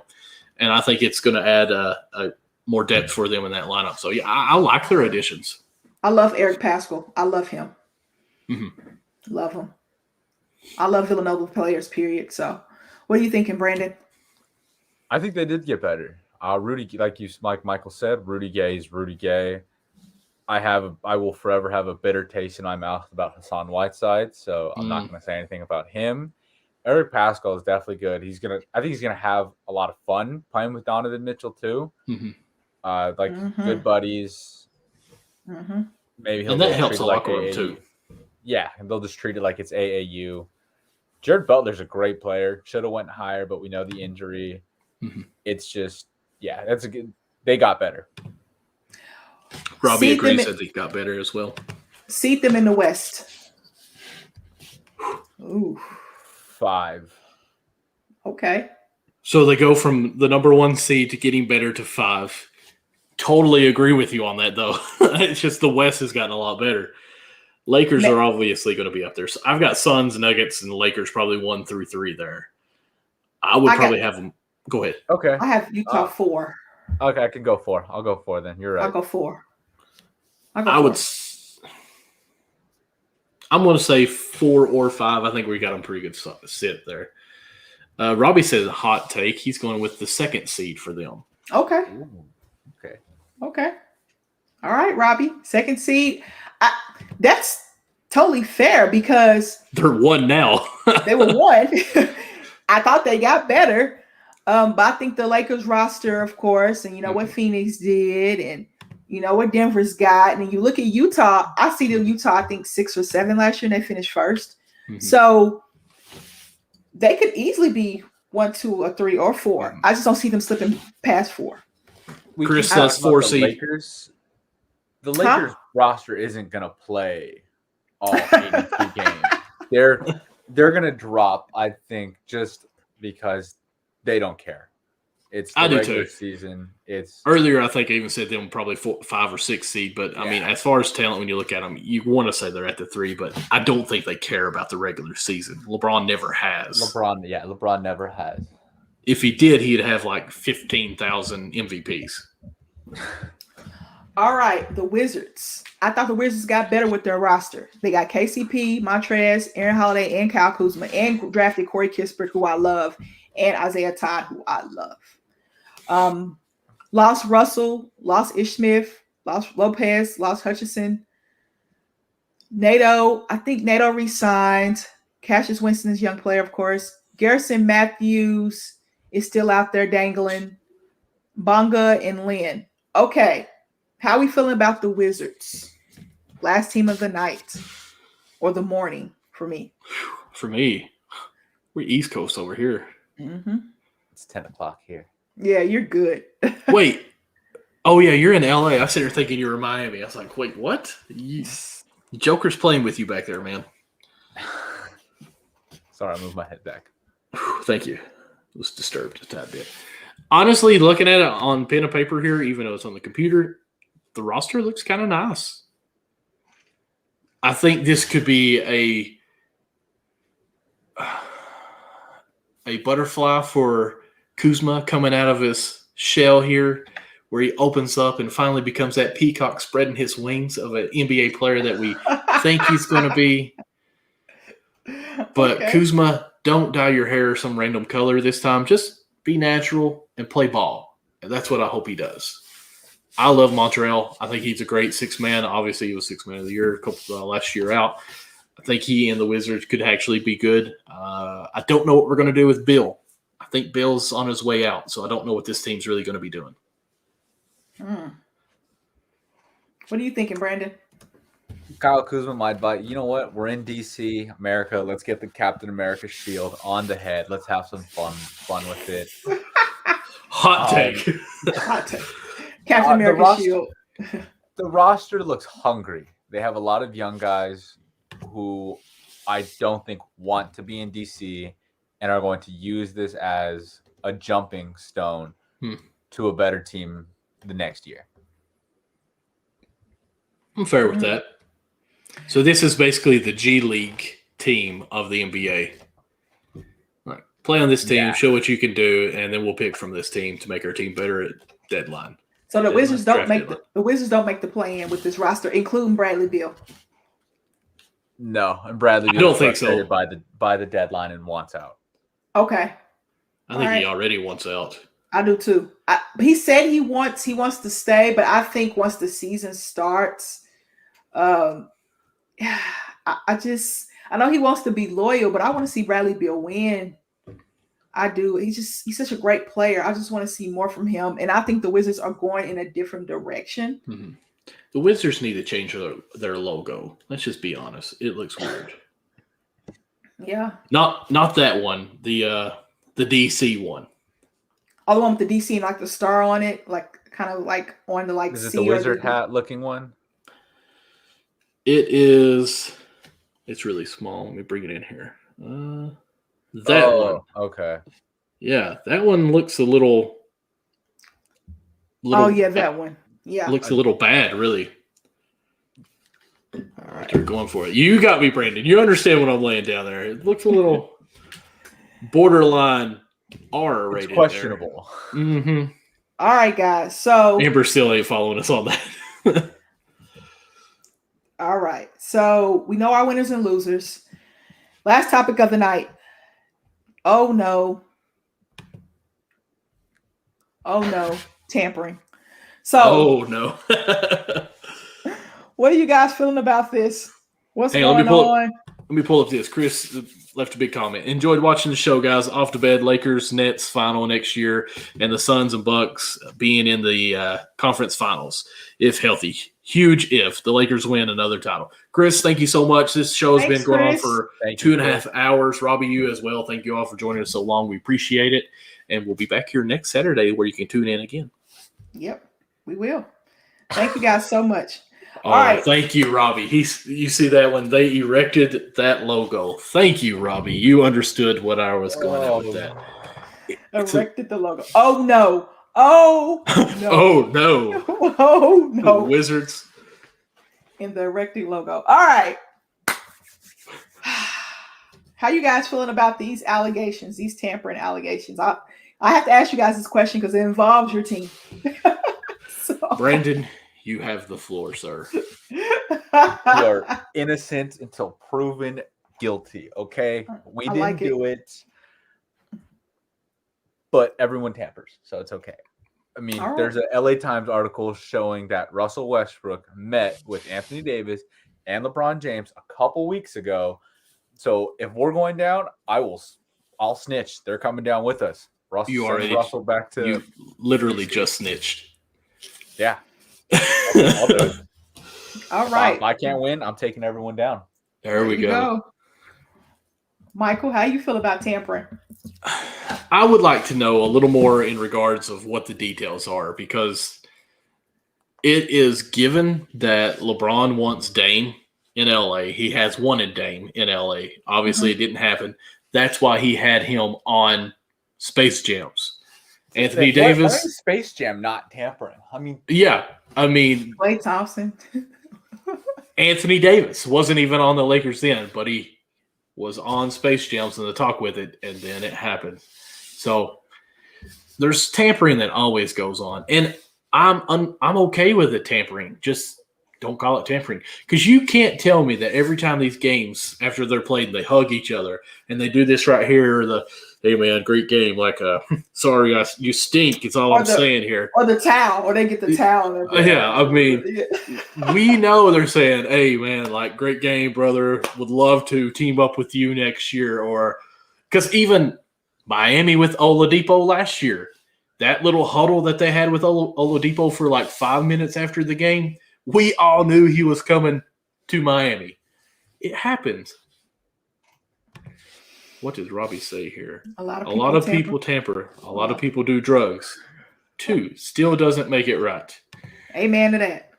I mean, drugs and tampering, I agree, on the same scale here. yes. Yep. And if you tamper with drugs, you're probably dead. So, yeah, it happens. Amber, how do you feel on them? Well, I got you laughing here. I agree with Robbie, and I agree with you too, Michael. Tampering is such a, how do you What is tampering? What is That's what I tampering? was Who gonna ask. snitched? That's what I want to know. Who snitched? Because even I want to say, and I see his face, and I cannot think of his name. He used to play with the Cavaliers. He's an announcer now, or an Richard analyst Jefferson. now. Jefferson. He's like, man, this was a great job, but who we really need to be thinking is these agents who did like hundreds of millions of dollars of contracts in 29 seconds. We know what's going on. It's not just 2 teams that did this, or 4 teams because it's 2 different trades. It is doing the whole time. Like, I'm assuming even free agencies, they can't talk to them until 12:01 on that day, right? So Yeah. how do these free agents happen so fast too? And we're just not worried about that? Let's see here. Michael, I remember years ago sending you a picture of LeBron talking to AD in the locker room after the All-Star game, and it happens. I mean, it happens. Mhm. Anything LeBron does is wrong, and Robbie knows it. We have had many debates about Michael Jordan, the GOAT, LeBron, the sheep. Oh wow. Obviously, it doesn't go that way for him. He absolutely loves LeBron. I love LeBron. Either you love LeBron or you love Jordan. Like there's no, you know what I mean? It just is what it is with most people. Well, guys, we appreciate you joining us. It's almost been 3 hours. It is past my bedtime. I have a long day tomorrow. Yay. What, today? I'm upset. Yay. What happened? My cat broke Brandon Phillips. Oh, no. Knocked it off. Oh. Super Gorilla Glue is your best friend. I don't even know where his head is. Oh. You don't know where his head is? No. Hey, guess what? Guess what, Michael? Neither does he.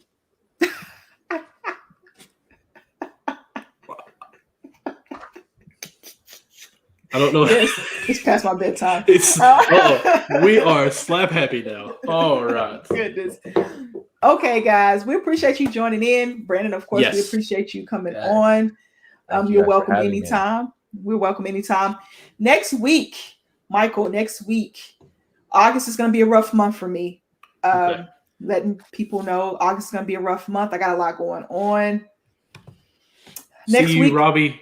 Thank you so much for hopping on here. We do thank you, appreciate Robbie. it. We appreciate Thank it, you, Robbie. Robin. All your comments and the unbiased comments about LeBron. I think next week I'll be good. The next 2 weeks are going to be dicey for me. But we'll be back next week. There will be plenty to talk about. Team USA did win gold. Congratulations to them. The women won gold as well. Congratulations to them. Okay. Yeah, like the 21st for me, I don't think I'm going to be able to do a show. I think Okay. the 14th I'm good. But 21st I'm probably out. 21st and 28th, I'm out. I know for Okay. sure. 14th, I'm good. Okay. I know I'm good for 14th. How about you, Brandon? You go for the 14th? I'll be here. There All right. we go. Robbie said LeBron is to go. Okay, mic drop. Bye.